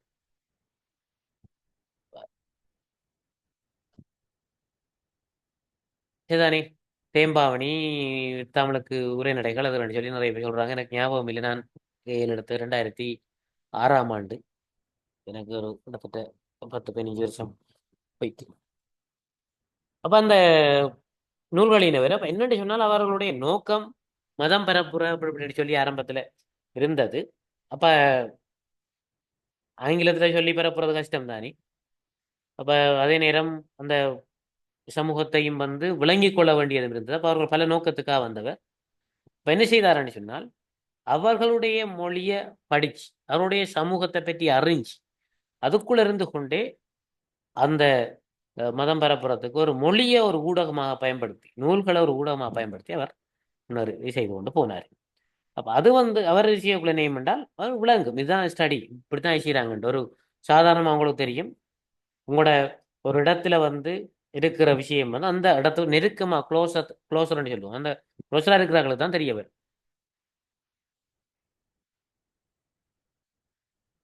வேற பற்றி நிறைய விஷயம் சொல்றீங்களா? அகராதி மற்றது அகராதி எழுதினவர் இரண்டாங்கம்பர். சரி, அப்ப நிறைய விஷயம் தெரியும் உங்களுக்கு. அப்ப அவர் வந்து என்னன்னா அந்த பங்கேற்பு அவதானம் என்ற விஷயத்துக்கு கூட இருந்து கொண்டு சில விடயங்களை சில தகவல்களை கொடுத்தது செய்தார். உளவாளிகள் கூடுதலாக அந்த மாதிரியான ஒரு இதுக்குள்ள வந்து இருப்பாங்க, அந்த ஏரியாவுக்குள்ள இருப்பாங்க. அவர்கள் வந்து வேறு இடத்துல இருக்க வேண்டியாக்கு வேறு இடத்துக்குரியாக்கள், ஆனா அந்த ஏரியாவுக்குள்ள இருப்பாங்க. இப்ப சில படத்துக்களை காட்டுவாங்க இந்த தீவிரவாத அதுன்ற மாதிரி படம், இந்தியா படங்கள்ல. அப்ப அவங்க என்ன வாங்கண்டால் வேற இதுக்குள்ளால வந்திருப்பாங்க இந்த வேலைகளை தங்களோட காரியங்களை முடிக்கிறதுக்காக. ஒரு கள்ளழகர் ஒரு படத்துல வந்து ஒரு கோவில்ல பூஜை செய்யற வேறு இடத்துல இருந்து பூஜை செய்ய வந்த பிராமணிகள் போல வேடமிட்டு வந்திருப்பாங்க. கடைசியாக குண்டெல்லாம் வச்சு போட்டு போவாங்க. அப்ப அந்த மாதிரி அந்தந்த அந்த மக்களோடய சேர்த்திருந்து அந்த விஷயங்கள் அது செய்யக்குள்ள க்ளோஸரா இருக்கக்குள்ள நிறைய விஷயத்த எடுத்துக்கொள்ளக்கூடிய மாதிரி இருக்கு. அப்ப அந்த இடத்துக்குள்ள போகக்கூடாது. அப்ப அது வந்து முக்கியமான ஒன்று, பங்கேற்பு அவதானம். அந்த பங்கேற்பு அவதானம் வந்து இந்த இவர்களை பொறுத்த வரைக்கும் யாருன்னு சொன்னால்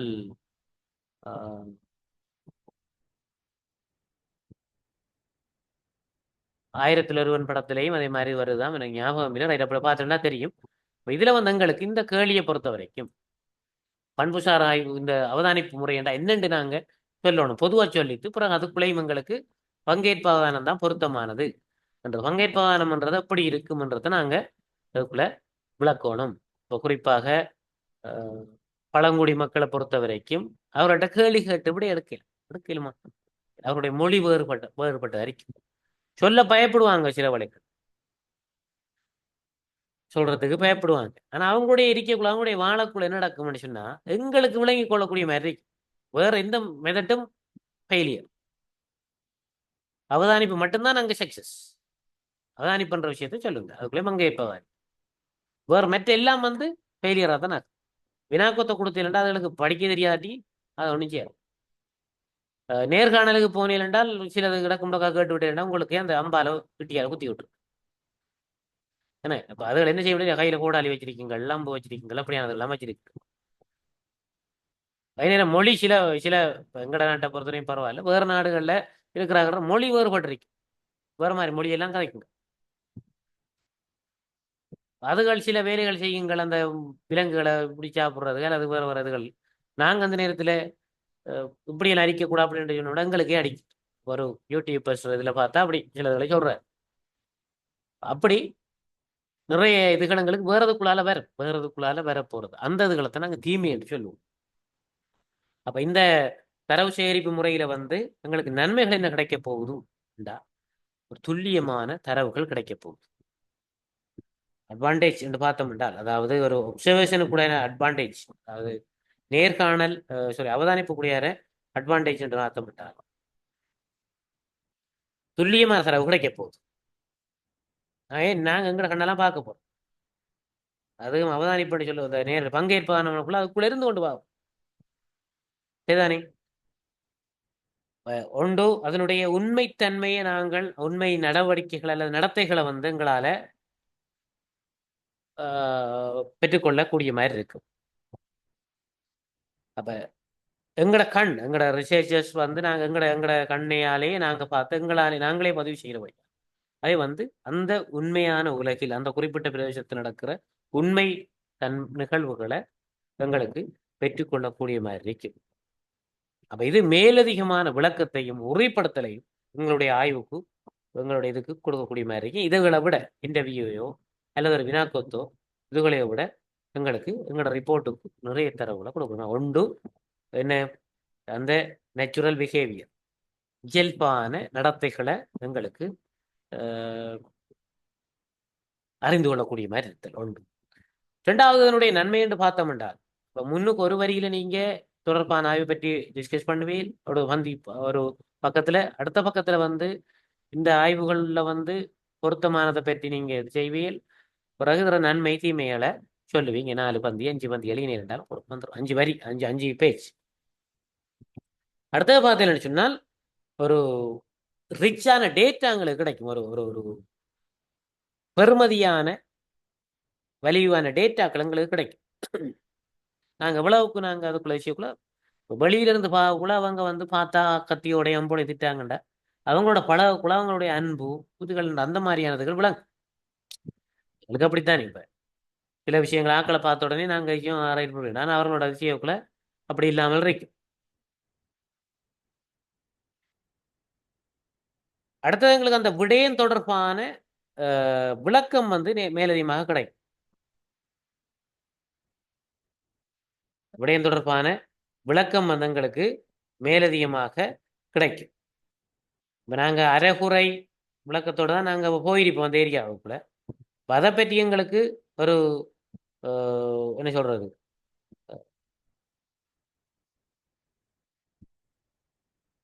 அந்த அமைப்பை வந்து எங்களுக்கு விளங்கிக் கொள்ளக்கூடிய மாதிரி இருக்கும். இப்போ இதுதான் இப்படித்தான் அவங்களுடைய இந்த இவங்களுடைய சமூக கட்டமைப்பு இதில் வந்து வேறு யார் பெரிய ஆள் யார் சின்ன ஆள் என்ற விஷயத்துலையெல்லாம் அவங்களால விளங்கிக் கொள்ளக்கூடிய மாதிரி இருக்கு. இதுதானே இந்த பாடம் நடந்து கொண்டிருக்கக்குள்ள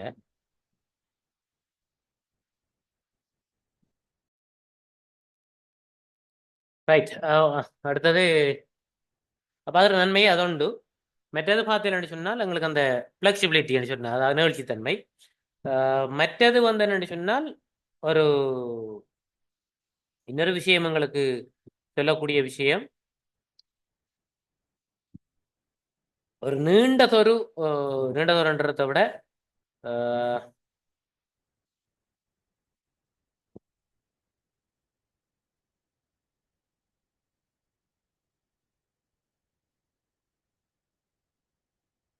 ஒரு நேரடி அனுபவம் உண்டங்களுக்கு கிடைக்கும். நேரடி அனுபவம் உண்டங்களுக்கு இதுல கிடைக்கிறது பெரியதொரு விடயம்.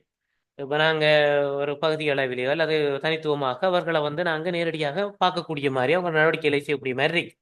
இப்போ என்ன நடக்குது அவங்களதுக்குள்ள என்ன செய்கிறாங்க எல்லாத்தையும் வந்து நேரடியாகவே நாங்கள் அனுபவப்படக்கூடிய மாதிரி. நேரடி அனுபவம்ன்றது மற்றதில் கிடைக்காது. நாங்களும் அதை அனுபவிக்கக்கூடிய மாதிரி அல்லது நாங்கள் கண்ணால் பார்க்கக்கூடிய மாதிரி இருக்கு. அடுத்தது வந்து நாங்கள் இப்போ வார்த்தைகளால் சொல்ல முடியாத விடயங்களை வந்து நாங்கள் அடையாளப்படுத்தக்கூடிய மாதிரி இருக்கும். சிலதுகளை நாங்கள் சொல்லல. அதுன்னு இப்போ எங்களுக்கு சில பேருக்கு அல்ல அந்த பழங்குடிகள் கூட சில விஷயங்கள் அவங்களுக்கு சொல்ல இல்லாமல் இருக்கும். எப்படி மொழிநடை தெரியாமல் இருக்கும். இப்போ சொல்லப்படாத அந்த நடவடிக்கைகளை அடையாளம் காணக்கூடிய ஒரு வாய்ப்பு இருக்கு. சொல்லப்படாத நடவடிக்கைகள்ண்டா உதாரணமா சொல்ல மறுக்கிற மனதளவில் சொல்ல மறுக்கிற விடயங்களாகவும் இருக்கு. அதே நேரம் சொல்ல முடியாதாகவும் இருக்கு. அவங்களுடைய பொருளாதார கட்டமைப்பு சில ரூல்ஸ்களை சொல்லலாம் இருக்கு. ஏன்னா நாங்கள் இருக்க குளங்களுக்கு விளங்கு இதை சொல்ல மாட்டாங்க. இப்படித்தான் சில சொல்ல மாட்டாங்க. அதாவது அது சொல்றதுக்கு தயங்கலாம் அல்லது சொல்ல மாட்டாங்க. அதை வந்து நாங்கள் என்ன செய்யலாம், விளங்கிக் கொள்ள அந்த ரூல்ஸ் அண்ட் ரெகுலேஷன் அதுகளே எல்லாம் நாங்கள் தான் அங்கே இருக்கக்குள்ள விளங்கிக் கொள்ளக்கூடிய மாதிரி இருக்கு. இது வந்து முக்கியமானது ஒரு உள்ளடக்கமாக இருக்க போகுது. ஏன்னா அந்த ரூல்ஸ்கள் வந்து எங்களுக்கு மற்றதுல கிடைக்காது. நாம கேட்டோம்னா வினாக்கோத்துல சொல்ல மாட்டாங்க அதை. அது சில இடம் சமயம் சார்ந்ததாக இனம் சார்ந்ததாக வழி அந்த மாதிரி மற்ற ஒரு நீண்ட புரிதலை வந்து கொடுக்கக்கூடிய மாதிரி இருக்கும். சரிதானே? ஒரு நீண்ட புரிதலை வந்து எங்களுக்கு அந்த விடயத்துல கொடுக்கக்கூடிய மாதிரி இருக்கும். ஒரு நன்மைகள், அதாவது இந்த என்னத்துற இதர நன்மைகளத்தை நீங்க எவ்வளோத்தையும் சொன்னீங்க. சரி சரிதானே? இதை விட நிறைய இருக்குது. ஆஹ் நம்பகத்தன்மை. இப்போ எங்களுக்கு அந்த நம்பகத்தன்மையை வந்து கூடுதலான நம்பகத்தன்மை இப்படியான விடயங்களை நாங்கள் அதுக்குள்ள சொல்லலாம். தீமை என்று பார்த்தால் என்ன சொல்லலாம்? அப்ப அதில் நன்மை தீமைகள் என்னக்குள்ள அதில் அட்வான்டேஜ் அட்வான்டேஜ் என்று தான் நாங்கள் அதுக்குள்ள பார்க்குறோம். என்ன வரைக்க போகுது தீமைன்றது? தீமை என்னக்குள்ள என்ன வரைக்க போகுது? தீமைகள் என்னக்குள்ள இதுக்குள்ள வந்து எங்களுக்கு எல்லாத்துக்குள்ளேயும் நன்மை தீமை இருக்குத்தானே. ஆஹ் இதுக்குள்ளேயும் எங்களுக்கு சில நன்மை தீமைகள் இருக்க போகுது, தீமைகளும் இருக்க போகுது. தீமை என்றால் சிக்கல்கள் அல்ல சவால்கள் அதுகள் எல்லாம் இது குளங்களுக்கு வரும். அவங்கள இது செய்யக்குள்ள ஒரு பழங்குடியும் பாட்டியை வந்து நாங்க அணுக குளங்களுக்கு வர தீமைகள் இதுகள் எல்லாம் வரும். ஓ, இனவரையியல் ஆய்வு பற்றி நீங்க ஒரு வரைக்கும் கொடுக்கணும். நான் சொன்ன தனி சாட்டில் இரண்டாங்களுக்கு type of research.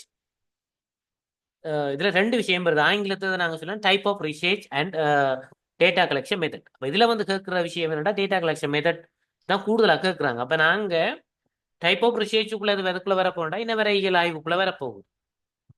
Data collection மெத்தடுக்குள்ள எதுக்குள்ள வரப்போகுதுன்னு சொன்னாங்களுக்கு ஒப்சர்வேஷனுக்குள்ள தான் இப்பக்குள்ள வரப்போகுது. சரிதானே? ரைட். அப்ப எங்களுக்கு இதுல வந்து தீமை ரெண்டு பார்த்தோம்னா உண்மையாகவே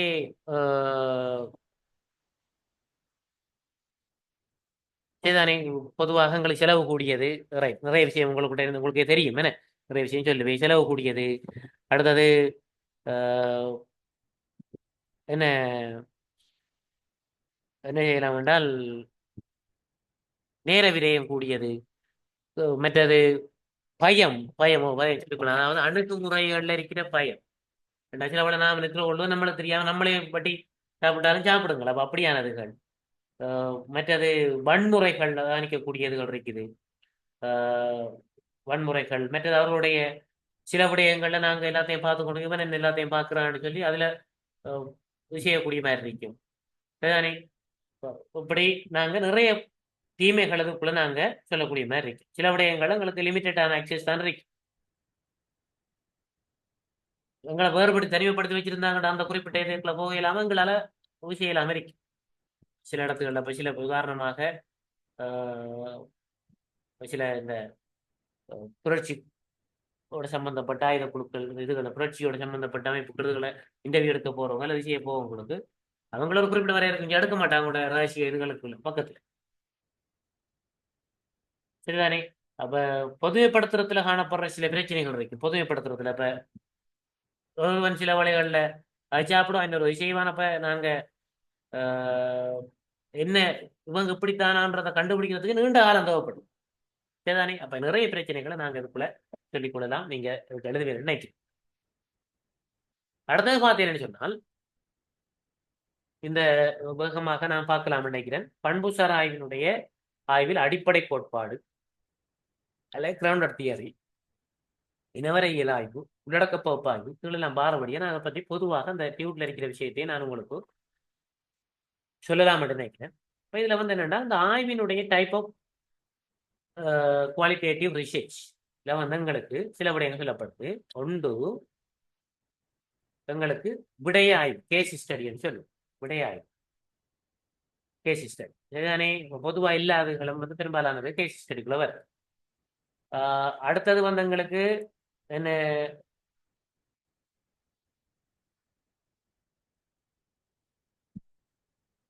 அதுவும் பாருங்க பவானி வளர்ந்துட்டு காலத்தங்களுக்குள்ள அவங்களுக்கு சார்பாக அவங்கள மனமாற்றம் அடைஞ்சு அவங்களுக்கு சார்பாக விடயத்தை கொண்டு போய் சேர்க்கிறதாகவும் அமை நீங்க எழுதி கொள்ளுவீர்கள். இதுல பார்ப்போம். இதுல இருந்து விடையாய்வு இதுகளை பற்றி சுருக்கமா கொஞ்சம் பார்த்து போ இப்ப போனை பற்றி பாருங்க. இப்ப விடையாய்வுன்றது என்னென்று பார்த்தோம்னு சொன்னால் ஒரு தனிநபரை பற்றி அல்ல ஒரு குழுவை பற்றி அல்ல ஒரு நிகழ்வை பற்றி ஆராய்கிறது குறிக்கிறதுக்குரிய பேர் தான் வந்து விடையாய்வு கேஸ் ஸ்டடி. ஒரு சம்பவத்தை பற்றி, ஒரு நபரை பற்றி, ஒரு குடும்பத்தை பற்றி. அப்ப இதுல வந்து விடையாய்வை பொறுத்த வரைக்கும் அதோட சம்பந்தப்பட்ட விடயத்தை மாத்திரம்தான் நாங்கள் ஆய்வுக்கு உட்படுத்துவோம். ஒரு குறிப்பிட்ட விடயத்தை மட்டும். இது வந்து முக்கியமாக ஒரு நிகழ்வை, ஒரு திட்டத்தை, ஒரு செயற்பாட்டை, ஒரு செயல்முறையை அல்ல ஒன்றுக்கும் மேற்பட்ட குழுமத்தை ஆய்வு செய்யறது தான் இந்த விடை ஆய்வுன்றது குறிக்கும். இதுக்குள்ளேயும் வந்து இனவரையியல் ஆய்வுன்றது வந்தாலும் பொதுவாக நாங்க அதுக்கு பொருத்தமான அது இது பொதுவாக எல்லா வகையான ஒரு ஒரு இவெண்ட் ஒன்று நடக்குது, ஒரு வன்முறை நடக்குதுன்னா அந்த வன்முறைக்குரிய காரணங்கள், அதுக்குரிய சொல்யூஷன் எப்படியான ஒரு இதோட போறது இந்த விடை ஆய்வு வரைக்கும்.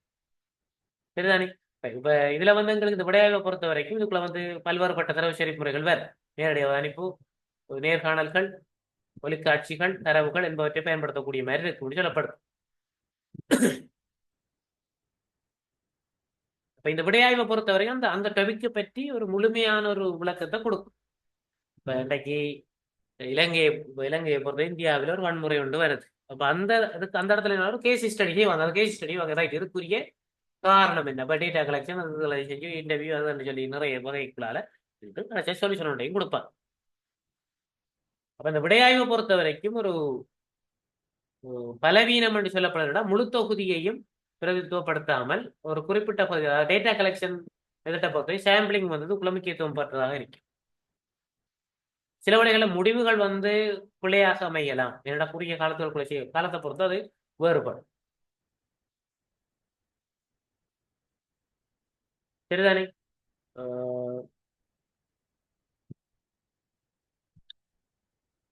வரைவிலக்கணம் கொடுக்கணும். நீங்க வரைவிலக்கணம் கொடுக்கல அந்த அவங்களோட பேர் கொடுத்தால் உங்களுக்கு நன்மை. இப்ப யார் சொல்லியிருக்காங்கன்றத நீங்க கொடுத்துட்டா அது உங்களோட விடையிற ஸ்ட்ரென்த்தை வந்து கூட்டும். சரிதானே? ஸ்ட்ரென்த்தை கூட்டும். விடையாய்வுன்றது ஒரு தரவு சேகரிப்பு முறையாகவும் வருமானவராக கேட்டிருக்கிறீங்க. என்னண்டா சொல்றது, தரவு சேகரிப்பு முறைகளுக்குள்ள நாங்க முக்கியமானது முதல்நிலை தரவு சேகரிப்பு முறை, இரண்டாம் தரவு சேகரிப்பு முறைகள் என்று நாங்க பார்க்கிறோம். முதல்நிலை தரவு சேகரிப்பு முறைகள் புலங்களுக்கு அந்த நேர்காணல் அது முக்கியமானதா பார்க்கிறோம். அது தவிர ஆய்வுகளும் உண்டாக சொல்றாங்க. ஆய்வுகள் என்ன வகையான ஆய்வு என்றாலும் ஆய்வுகளும் ஒரு தரவு சேகரிப்பு முறை. ஆனால் இந்த ஆய்வுகளுக்குள்ள விடை ஆய்வுக்குள்ளையும் தரவு சேகரிப்பு முறைகளாக அந்த அதுகள் தான் வரும். உங்களுக்கு ஆய்வுகள் தரவு சேகரிப்பு முறை ஆய்வுகள் இருந்தும் பயனில்லாத ஒரு டேட்டா கிடைக்கும். நேரடியான தரவு சேகரிப்பு முறை அது வந்து பகுப்பாய்வு விஷயத்துக்கு வாரத்தை விட நேரடியாக தரவு சேகரிப்பு முறை எங்களுக்கு அது மெட்டது. ஆய்வு அறிக்கைகள் வந்து எங்களுக்கு தரவு சேகரிப்பு முறைகளுக்கு உண்டாக வரும் இரண்டாம் நிலை தரவு சேகரிப்பு முறை. அடுத்தது இந்த இனவரையியல் ஆய்வுன்றது நான் பேக்கினே பார்த்தனாம இது குறிப்பாக ஒரு இனத்தை பற்றி, ஒரு சமுதாயத்தை பற்றி, ஒரு இதுல இருக்கிற தொடர்புகள் நடத்தைகள் பற்றிய ஆய்வு தான் இது. கூடுதலாக அவங்களோட ஒரு சமுதாயத்துல நம்பிக்கைகள் தொடர்புகள் நடத்தைகள் பற்றிய ஆய்வு. நடந்த சம்பவத்தை பற்றி என்று இல்லாமல் கூடுதலாக இனவரையியல் ஆய்வு ஒரு குழுமத்தை இனக்குழுமத்தை பற்றி ஆய்வாக இருக்கு. இலங்கையில யுத்தத்தால பாதிக்கப்பட்ட தமிழர் பிரதேசம் உண்டு, அந்த பகுதி செய்யக்குள்ள அதுக்கு வந்து இந்த இனவரையியல் ஆய்வுன்றது கூடுமான வரைக்கும் பொருத்தமானதா இருக்கு. இதுக்குள்ள வந்து கூடுதலாக பங்கேற்பவதானி பண்ற விஷயம் இதுக்குள்ள கூட தரவு சேகரிக்கிறதுல முக்கியமான விளக்கம் கொடுக்கிற ஒன்றாக இருக்கு. இதுல பார்த்தீங்கன்னா தெரியும், அதுல குறிப்பிடப்பட்டிருக்குதுன்னு முகத்தகடி. இது வந்து கூடுதலான முக்கியமான விடயம் பங்கேற்பு அவதானிப்பு அவங்கள வந்து கூட தரவுன்றதுக்கு ஒரு வழியாக இருக்கு. கூடுமான வரைக்கும் ஆழமா படிக்கணும், இல்லாட்டி தெளிவான விளக்கம் கிடைக்காது.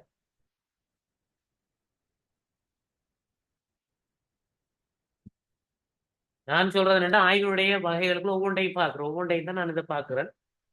என்னென்ன ஆய்வு சொல்லி என்னடா இதுல கேள்விகளை வாரபடியால் இப்ப நான் பார்க்கிற கேள்வி என்னண்டா, இப்ப உங்களுக்கு இனவரையியல் ஆய்வு கேட்டா நீங்க எழுத வேண்டியது அது அந்த அதனாடி தான் அதில் பற்றி மேலோட்டம் பார்க்க.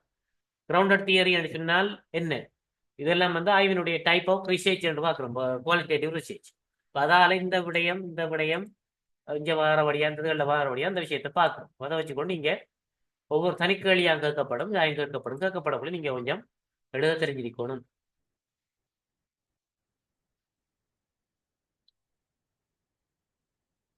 அடுத்தது ஏற்கனவே போட்ட வீடியோக்களையும் கொஞ்சம் பாருங்க, பார்த்தீங்கன்னா கொஞ்சம் விளக்கம் உங்களுக்கு இன்னும் கிடைக்கும். அடுத்தது பார்த்தீங்கன்னு சொன்னால் இந்த இனவரையியல் ஆய்வை பொறுத்த வரைக்கும் மக்களிடமிருந்து கற்றல் என்றதுதான் இதுல முக்கியமாக சுருக்கம். அவங்ககிட்ட இருந்தா நாங்க எடுக்கணும் தர.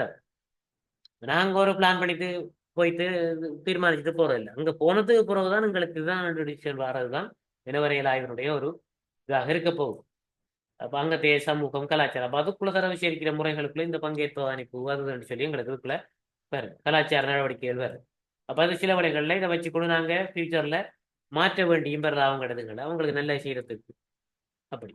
சில சமூகத்தில் நியமண்டா கொலை ஒரு ஒரு பிரச்சனை உண்டுபட்டா அவங்களுக்கு தண்டனைகள் வந்து வேறுபட்டதாக கொடூரமா இருக்கு. அதையெல்லாம் நாங்கள் இல்லைன்னா அவங்கள்ட்ட இருந்து க்ளோஸரா இருந்து நாங்கள் அதை விஷயத்துல விளங்கி கொண்டு எதிர்காலத்துல மாற்றக்கூடிய மாதிரி இருக்கு.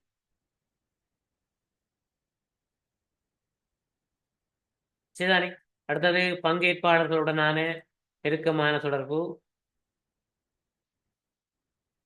இதுகளெல்லாம் இதுக்குள்ள வரும்.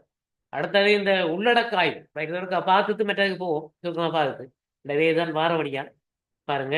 அப்ப இதை நீங்க கொஞ்சம் படிங்க, இந்த விஷயத்தை கொஞ்சம் பாருங்க. உள்ளடக்க ஆய்வை பொறுத்த வரைக்கும் உங்களுக்கு தெரியும், இது கூடுதலாக உள்ளடக்க ஆய்வுன்றது கிட்டத்தட்ட ஏற்கனவே எழுதப்பட்ட அல்லது ஏற்கனவே வெளியிடப்பட்ட அல்லது படத்தை பற்றியோ அல்லது ஒரு ஒரு ஒரு ஆவணத்தை பற்றியோ செய்யப்படுகின்ற ஆய்வு உள்ளடக்க ஆய்வு. கூடுதலாக தமிழ் வரலாறு, இலக்கியம், வரலாறு போன்றவற்றை, சமயம் போன்ற விடயங்கள்ல இருக்கின்ற சில வெளியீடுகளுக்காக இதை பயன்படுத்துவாங்க உள்ளடக்க ஆய்வுன்றது. அப்ப உள்ளடக்க ஆய்வுகள் இதுக்குள்ள இருக்கிற விஷயம் என்ன, இது ஏன் செய்யப்பட்டிருக்கு, இதுல இருந்து என்னென்ன தெளிவான விளக்கம், இப்ப சிலது உரை எழுதுறேன்லாம் சொல்லுவாங்க, அதெல்லாம் இதுக்குள்ள எங்களுக்கு அந்த காலத்து பத்திரிகைகள ஸ்ட்ரக்சர், அதாவது கடந்த காலத்துல செய்யப்பட்டது அல்லது ஏற்கனவே எழுதப்பட்டது அப்படிப்பட்ட சஞ்சிகைகளோ அல்லது புத்தகங்களோ அல்லது வேற வகையான படங்களோ காணொளிகளோ இதுகளையெல்லாம் வச்சுக்கொண்டு நாங்க இதுகளிலிருந்து செய்கின்ற ஆய்வை நாங்கள் சொல்லுவோம் உள்ளடக்க ஆய்வு. உள்ளடக்க ஆய்வுகள் சொல்லுவோம். அந்த உள்ளடக்க ஆய்வை பொறுத்தவரைக்கும் கையில் இப்போ கம்பராமாயணத்துக்கு பற்றி செய்கிறது அல்லது இப்போ ஏதாவது ஒரு சமய நூல்களை பற்றி செய்கிறது எல்லாம் இது பிள்ளைங்களுக்கு வரும். இதுதானே ஆய்வு வகைகளுக்குள்ள அது முன். அடுத்த ஆதார மைய கோட்பாடு. இந்த ஆதார மைய கோட்பாடை தான் இன்னொரு பேர்ல இதுல சொல்றாங்க என்னென்றால் இவங்க வந்தது ஆதார மைய கோட்பாடு. அந்த ஆதார மைய கோட்பாடை பொறுத்த வரைக்கும் இது வந்தது ஆய்வில் அடிப்படை கோட்பாடு, கிரவுண்டட் தியரி என்று சொல்றது. இதுல நாங்க பார்த்தோம் சொன்னோம்,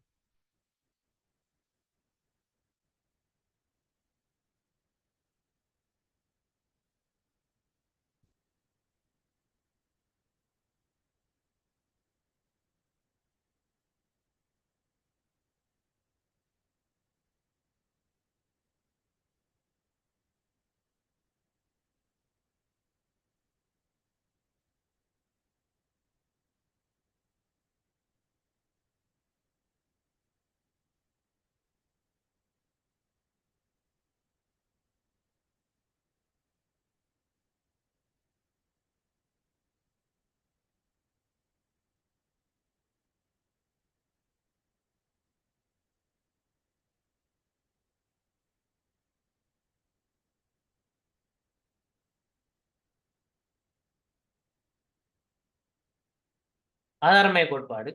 அப்ப இதை பொறுத்த வரைக்கும் இந்த ஆதாரமய கோட்பாடுன்றது கிட்டத்தட்ட எங்களுக்கு ஒரு தொகுத்தறி முறை மூலமாக ஒரு கோட்பாட்டை திரட்டப்பட்ட தரவுகள் இருந்து கட்டி எழுப்புற முறை தான் இந்த ஆதாரமய கோட்பாடு. இது வந்து குறிப்பாக இந்த கிளாசர் அண்ட் டோஸ் ஆகியவங்க சமூகவியலாளர்கள் தான் இதை கொண்டு அறிமுகம் செய்தான் சொல்லப்படுது. பண்புசார் ஆய்வுகளில் இதுவும் பயன்படுத்தப்படுது. இதை பொறுத்த வரைக்கும் என்னன்னு சொன்னா, இப்ப ஒரு விடயம் தொடர்பான ஒரு விரிவான கோட்பாடு வரக்குள்ள இப்ப அந்த விஷயம் இல்லைண்டா அதுக்காக தரவுகளை திரட்டி அதுல இருந்து ஒரு தியரி ஒன்றை ஃபோம் பண்றது. அதாவது கிட்டத்தட்ட இந்த கிரவுண்டட் தியரியை பொறுத்த வரைக்கும் என்னன்னு சொன்னால் எங்களுக்கு புதிதாக ஒரு இப்போ ஒரு விடயம் இல்லைண்டா அதுக்கான ஒரு தியரி ஒன்றை ஃபோம் பண்றது, திரட்டிய பல்வேறு வகையில் தரவுகளை திரட்டி அந்த தியரியை ஃபோம் பண்றது, புதிதாக உருவாக்குறது தான் இந்த ஆதாரமய கோட்பாடு. இப்ப எப்படி சொல்லலாம், இன்றைக்கு இப்ப புதிதாக இப்ப ஜென்ரேஷனை பற்றிய இதுகள் வந்து வரும். இப்ப வரப்போற குழந்தைகள் அல்பா ஜென்ரேஷன் அது சொல்லி சொல்லுவாங்க. அப்ப அதெல்லாம் என்னத்துக்குள்ள இருந்தான்னு சொன்னா சில தகவல்களை மிக குயிக்காகும், அதை பற்றி ஏற்கனவே ஒரு தகவலும் இல்லை, ஆனா புதிதாக திரட்டி அதுல இருந்து அந்த விடயத்தை தொகுத்து கொடுக்கிறது ஆய்வாகும். அதே போல இப்ப ஃபியூச்சர் டெக்னாலஜி, இப்ப எங்களுக்கு ஒரு விஞ்ஞான மதங்கள் சார்ந்த விடயங்களுக்குலையும் அது வேறு, மனித நடவடிக்கைகள்லையும் நடத்தைகள்லையும் அது வேறு.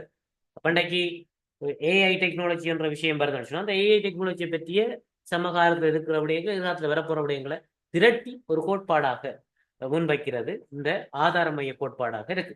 அதே போல எதிர்கால அரசியல் அப்படியான விஷயங்களுக்காக இந்த இதுகளை கூட செய்யறது. ஒரு ஒரு இல்லாத ஒரு விடயம் சமாதானத்துல அந்த விடயம் இல்லை, அதுக்காக ஒரு நிறைய முறையில் தரவுகளை சேகரித்து அந்த விடயத்தை பற்றிய ஒரு தியரி ஒன்றை போம் பண்றது தான் இந்த ஆதாரமய கோட்பாடு அல்லது அடிப்படை கோட்பாடு இருக்கு. அப்ப இந்த பண்புசார் ஆய்வின் கோட்பாட்டு கட்டமைப்பின் போது எவ்வாறு இதை பயன்படுத்தலாம் என்று நாங்க பார்த்தால், இப்ப நாங்க ஒரு கோட்பாடுல பண்பாட்டு கட்டமைப்பின் போது இப்ப ஆங்கிலத்தை நாங்க பார்த்தோம்னா தெரியும்,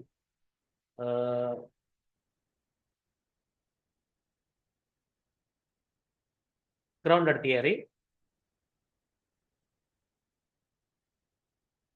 பண்பு சார்ந்த தரவுகள் அல்ல பண்பு சார்ந்த ஆய்வுகளை நாங்க எப்படி நாங்க அதை செய்யலாம் சொன்னால், இப்போ குறிப்பாக ஒரு ஒரு ஆய்வோட நாங்கள் செய்ய பண்பு சார் ஆய்வோட செய்யற ஒரு கேஸ் ஸ்டடியோட செய்யப்படும்.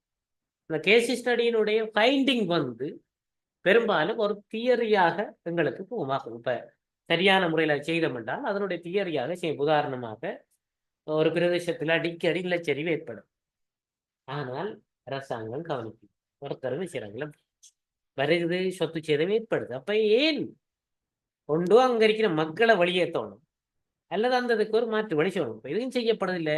இப்போ ஒரு இடத்துல வெள்ளம் வருதுண்டா, இப்போ சில விஷயங்கள் அப்படித்தான். இப்போ ஆய்வுகளை செய்யக்கூடாம நம்ம எங்கட பகுதிகளுக்கு பக்கம் வெள்ளம் வாரம். அப்போ அதுக்கு கண்டுபிடிச்ச ஒரு விஷயம் என்னன்னு சொன்னால், உண்மையாகவே தாழ்நிலத்துல நாங்க இருக்கிறோம் ஒன்று எங்கட பகுதிகளுக்கு பக்கம். இப்போ தாழ்நிலத்துல நாங்க இருக்கிறது வெள்ளம் வருமெண்டா வரும் தானே, அதை நாங்க வேணுமென்று சொல்லுவாங்க.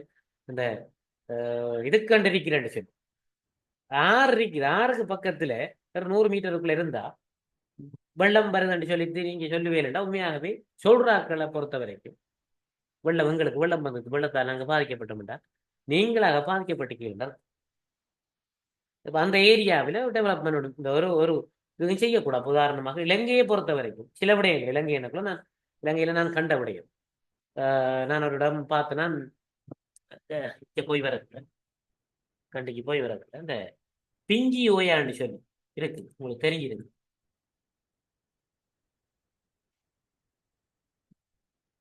பிஞ்சி ஓயா அங்க இதுல இருந்து நீங்க இந்த கண்டியில இருந்து மாத்தூர் ரோட்டால வரக்குள்ள ஒரு ஆறு ஒன்று இருக்கு, ஒரு கிளையாறு, ஒரு பிங்கி ஓயா. அந்த பிங்கி ஓயாட பக்கத்துல ஒரு ஆறு போற பகுதி, ஏன்னா அதுல போக்குல போற பகுதி, அந்த ஓரத்துல கடைகளும் பில்டிங்களும் டெவலப் ஆகி கொண்டேதான் இருக்கு. இந்த எவ்வளவுக்கு அந்த நாம் அந்த இயற்கையை உட்டச்சி நாம் எது செய்யற முடியும் யோசிச்சு பாருங்க. இயற்கையை உட்டச்சி நீ என்ன செஞ்சாலும் சரி நாங்க அதை கட்டு வந்தாங்க, அது உங்களை என்ன சொல்றது, எங்கட ஒரு ரெண்டான்னு சொல்லுவோம், என்னண்டு இதுக்கு செய்யறேன்னு சொல்லுவாங்க, இதுதானே அது அவன இல்லை.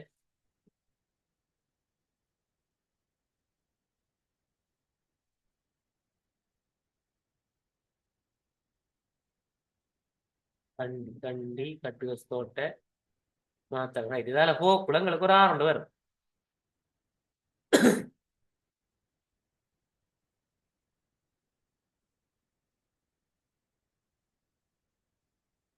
இந்த அப்பாவுக்கு பாருங்க, இந்த ஆறு தான் அது நான் சொன்னார், பிங்கா ஓயா, பிங்கா ஓயா.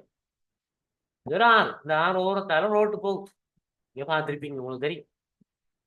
இந்த ஒரு தலை பொருந்தா போற ஆறு, நீங்க போற பாருங்க, இந்த ஆற பாருங்க, இது பக்கத்தாலே போகும். இந்த ரோட்டு விடத்தை போட்டிருக்க மாட்டா, இந்தியால பக்கங்கள்ல நிறைய கடைகள் இருக்கு.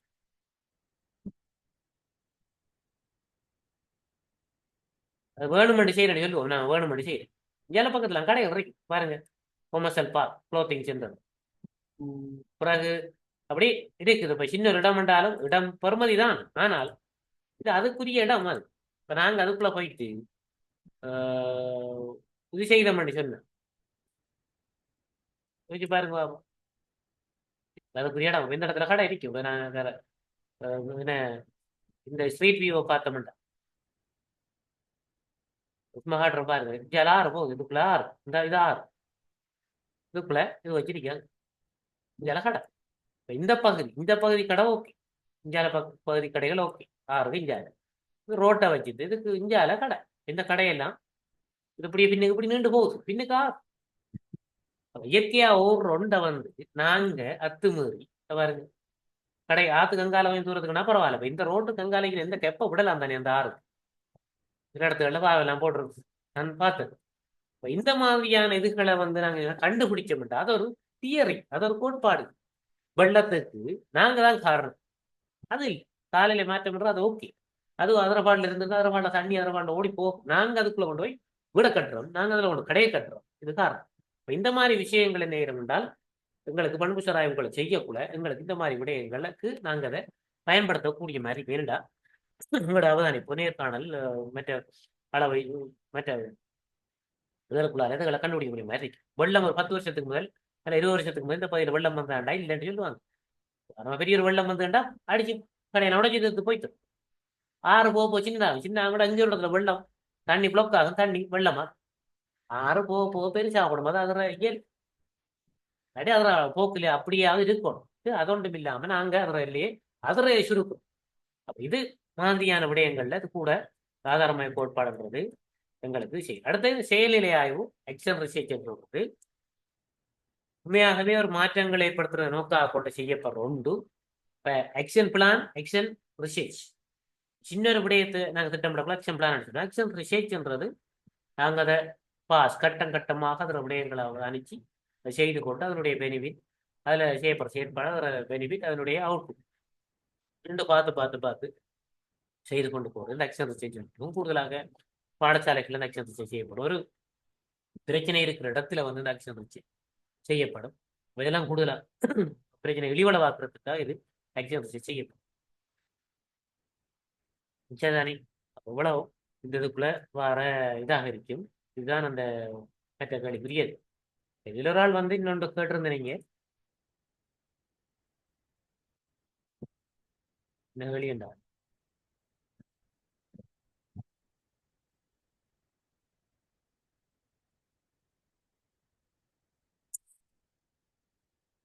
இந்த மிலினோவஸ்கி என்று சொல்லி வேற ஒரு சமூகவியல் ஆய்வாளர் ஆந்த்ரோபாலஜிஸ்ட் சொல்லி சொல்றது. நவீன சமூகவியலினுடைய தந்தை என்று கூட சொல்லுவாங்க. இடையில போராக்கள்டா போங்க, நான் இப்போ இதோட 9 மணிக்கு நான் நிறைவு செய்திருவேன். கொஞ்சம் இதாகிறாக்கள் போங்க, பிரச்சனை இல்லை. நாங்கள் பெரும்பாலான விஷயங்கள் நான் பார்த்துட்டோம். அப்போ எங்களுக்கு அந்த மிலினோவாஸ்கி என்றவர் வந்து எங்களுக்கு ஒரு நவீன மாடர்ன் சோசியோலஜி சோசியோலஜியில் அவர் என்ன சோசியல் ஆந்த்ரோபாலஜின்னு சொல்லுவாங்க. அதாவது எத்னோபிரபி அதாவது சமூக நவீன மானுடவியலாளர் சொல்லி அவரை சொல்றது. அவர் வந்து என்ன சொன்னால் இந்த குறிப்பாக சில விடயங்களை அவர் செய்திருக்காரு. என்ன சொன்னா இந்த நவீன மானுடவியல் ஆய்வு தொடர்பாக நிறைய விடயங்களை கோட்பாடுகளை அல்லது அந்த விளக்கங்களை கொடுத்த ஒரு ஆளாகத்தான் பற்றி சொல்றாங்க. வேற பேர் தனியை நீங்க பார்க்கணும். அதை கேட்டு வந்து நம்மளோட அந்த நோட்ஸ்கள் இருக்க வரியாது. தமிழ்ல அது கேட்டு நோட்ஸ்கள் பெருசா இல்லை, தேடித்தான் பார்க்கணும். இருந்தாலும் போட்டு விடுவேன். அதை கொஞ்சம் நீங்க பாருங்க. இப்போ அவரை பற்றி அது ஒரு ஆள் தான். அவர் ஒரு சமூகவியல் நவீன பாதரோ முடன் ஆந்த்ரோபாலஜின்னு சொல்றாங்க. அடுத்தது இந்த மாதிரிகளை பற்றி கொஞ்சம் பாருங்க எல்லாரும். மாதிரிகளை பற்றி நான் ஒரு டியூட்டர்னும் போட்டிருக்கிறேன். கூடுமாறை அதையும் பாருங்க. எனக்கு வந்து 7 மணிலிருந்து நான் தான் 8:45 9 மணி வரைக்கும் இதை கொண்டு போறேன். முடிஞ்ச அளவுக்கு நான் இந்த இறுதி கருத்தரங்கில் சில விடயங்களை செய்திருக்கேன். இவர் வந்தாரு. இந்த மாதிரியை பொறுத்த வரைக்கும் உங்களுக்கு மாதிரிக்கிட்ட ஒரு ஹேண்ட் அவுட் ஒன்றை போட்டுனா மாதிரி தெரிவு செய்தல். அதுக்கு மாதிரி இன்னொரு விஷயத்தை நான் இந்த இறுதி கருத்தரங்களை பார்த்து விடணும். என்னென்றால் தேவையானது இந்த ஆய்வின் படிமுறைகள். ஆய்வின் படிமுறைகள் என்ற விஷயம் உங்களுக்கு கட்டாயம் தெரிஞ்சிருக்க வேண்டிய விஷயம். ஒரு ஆய்வுண்டை செய்யக்குள்ள எதுல என்ன செய்து கொண்டு என்ன செய்வோம்ன்றதை விளக்குறதுக்கு தெரிஞ்சு கொள்ளுங்க. ஏன்னா அந்த கேள்வி கட்டாயம் உங்களுக்கு வரும். ஆய்வுண்டினுடைய படிமுறைகள் என்னன்ற மாதிரி. இப்ப அதுல ஒன்று வந்து இன்னும் மேகினதை பற்றி நான் தெளிவாக விளங்கப்படுத்திருக்கிறேன்.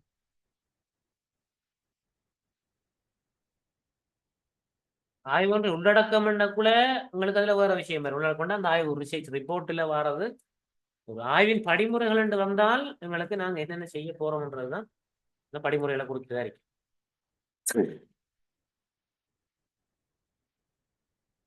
கொண்டு வந்தவங்களுக்கு என்ன சொன்னால் இந்த ஆய்வு பிரச்சனையை மற்றும் ஆய்வு வினாக்களை இனங்காணல் என்றது ஒன்று.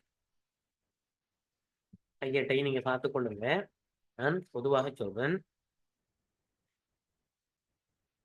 சரியோ? ரெண்டாவது லிட்ரேச்சர் ரிவ்யூ அல்லது இலக்கிய மீளாய்வு.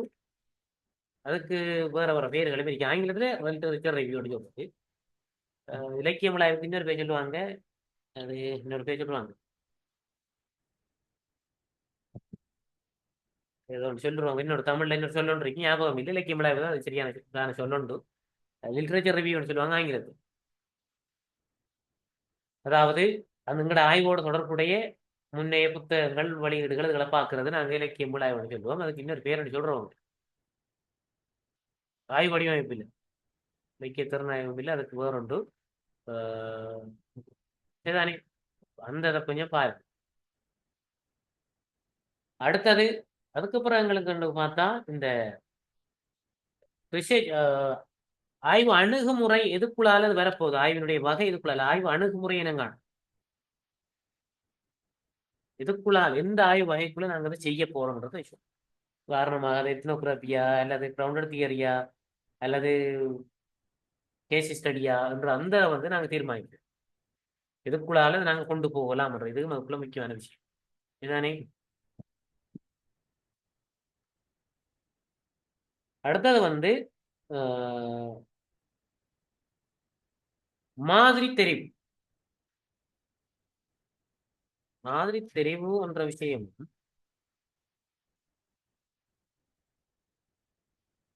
மாதிரி தெரிவு செய்து இருக்கிறவள பின்னுக்கும் பாரம் முன்னுக்கும் பாரம்.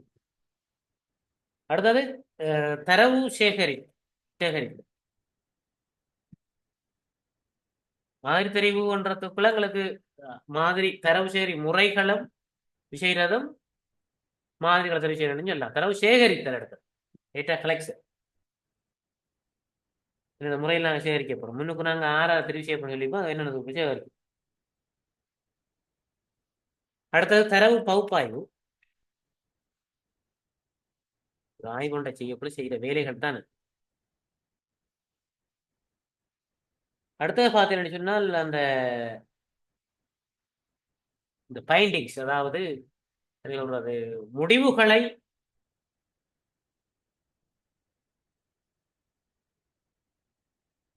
இனங்காணல் அல்லது முடிவுகளை கண்டுபிடித்தல்.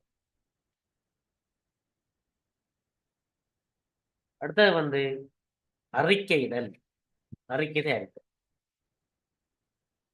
இவ்வளவும் ஒரு ஆய்வொன்றுடைய இதுதான படிமுறையா இருக்கும். உங்களுடைய யூனிவர்சிட்டி ஹேண்ட் அவுட்ல சில வேலைகள்ல அதை தவிர வேற ஏதாவது சொல்லப்பட்டிருந்தால் அல்லது இந்த இந்த செய்யப்பட்டிருந்தால் அதையும் சேர்த்துக்கொண்டு இதை செய்யுங்க. இதை பற்றி நான் தனி ஒரு வீடியோ ஒன்று ஏற்கனவே போட்டிருக்கிறேன். சரிதானே? இதுல நீங்க பார்த்தீர்கள் இந்த கூறுகள்ன்றதுக்குள்ளேயும் போட்டிருக்கிறேன். தரவு சேகரிப்பு முறை இருக்குது, ஆய்வு கூறுகள், படிமுறைகள் இருக்கு. படிமுறைகளுக்குள்ளே நான் அதை பற்றி விளங்கப்படுத்தி இருக்கிறேன்.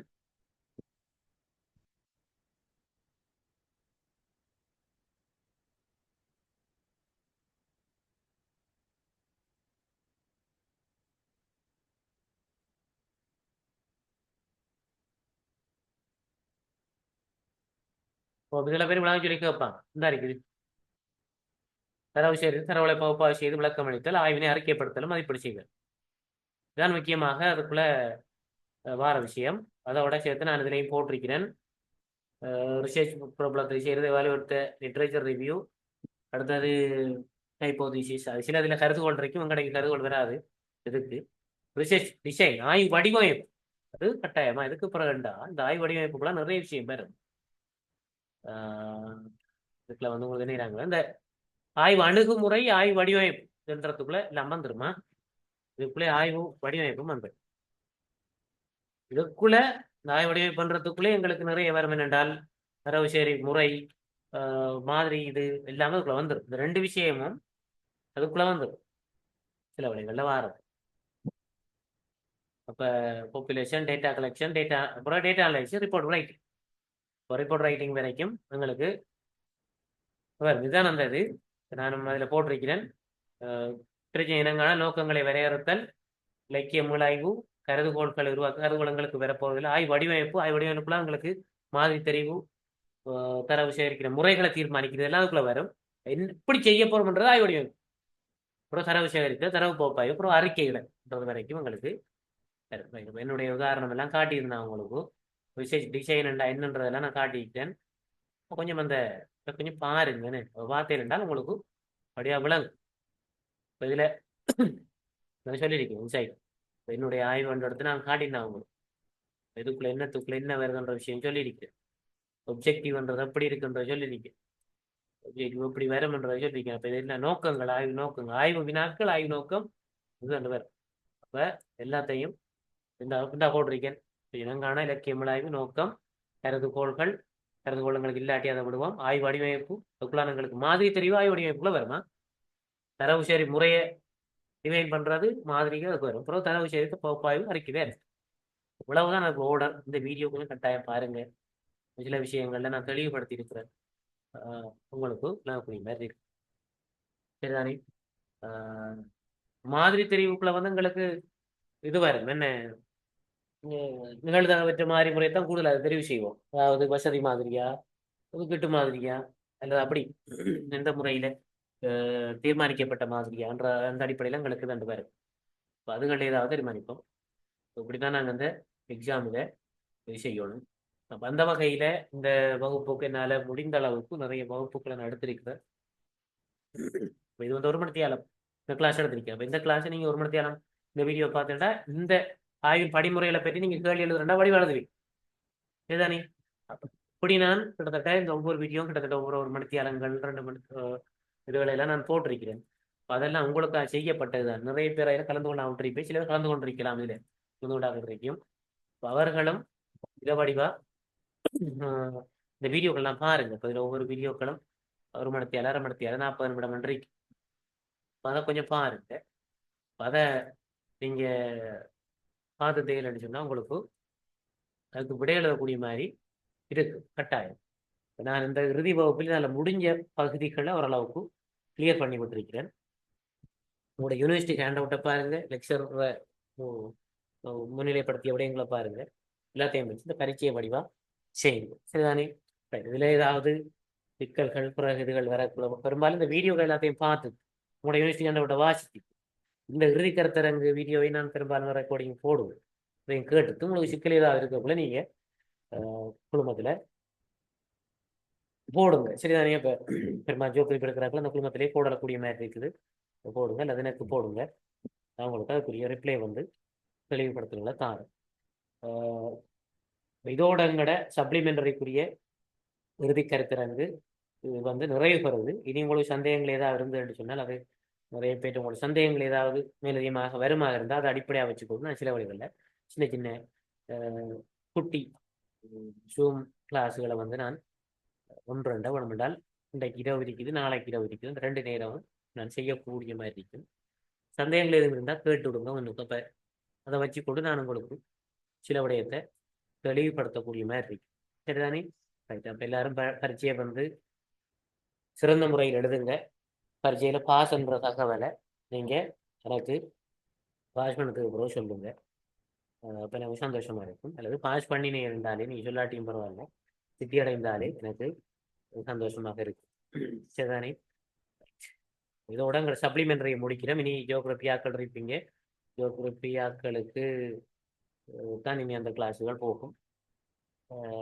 என்னால் முடிஞ்ச வரைக்கும் இந்த இதுக்குரிய வகுப்புகளை நான் என்னுடைய நேரத்தை ஒதுக்கி நிறைய செய்திருக்கிறேன் நினைக்கிறேன். என்னுடைய மனதுக்கு திருப்தியாக என்னால் முடிஞ்ச அளவுக்கு நான் செய்திருக்கிறேன். எந்த ஒரு கட்டணமும் இல்லாமல் நான் இதை இலவசமாக செய்திருக்கேன். அது எனக்கு திருப்தி. அது இந்த திருப்தி ஒன்று எனக்கு போதும். அந்த வகையில் நீங்கள் இதை கிளாஸில் வந்த விஷயம், அதே போல் டியூட்டுகளில் வந்த விஷயம் எல்லாத்தையும் படித்து நீங்கள் நான் அதை செய்த நேரத்தை ஒதுக்கினதுக்கு நீங்கள் கொடுக்குற ஒரு விஷயம் உங்களோட பரீட்சையில நீங்கள் சித்தி அடைவோம் தான் எனக்கு தேவை.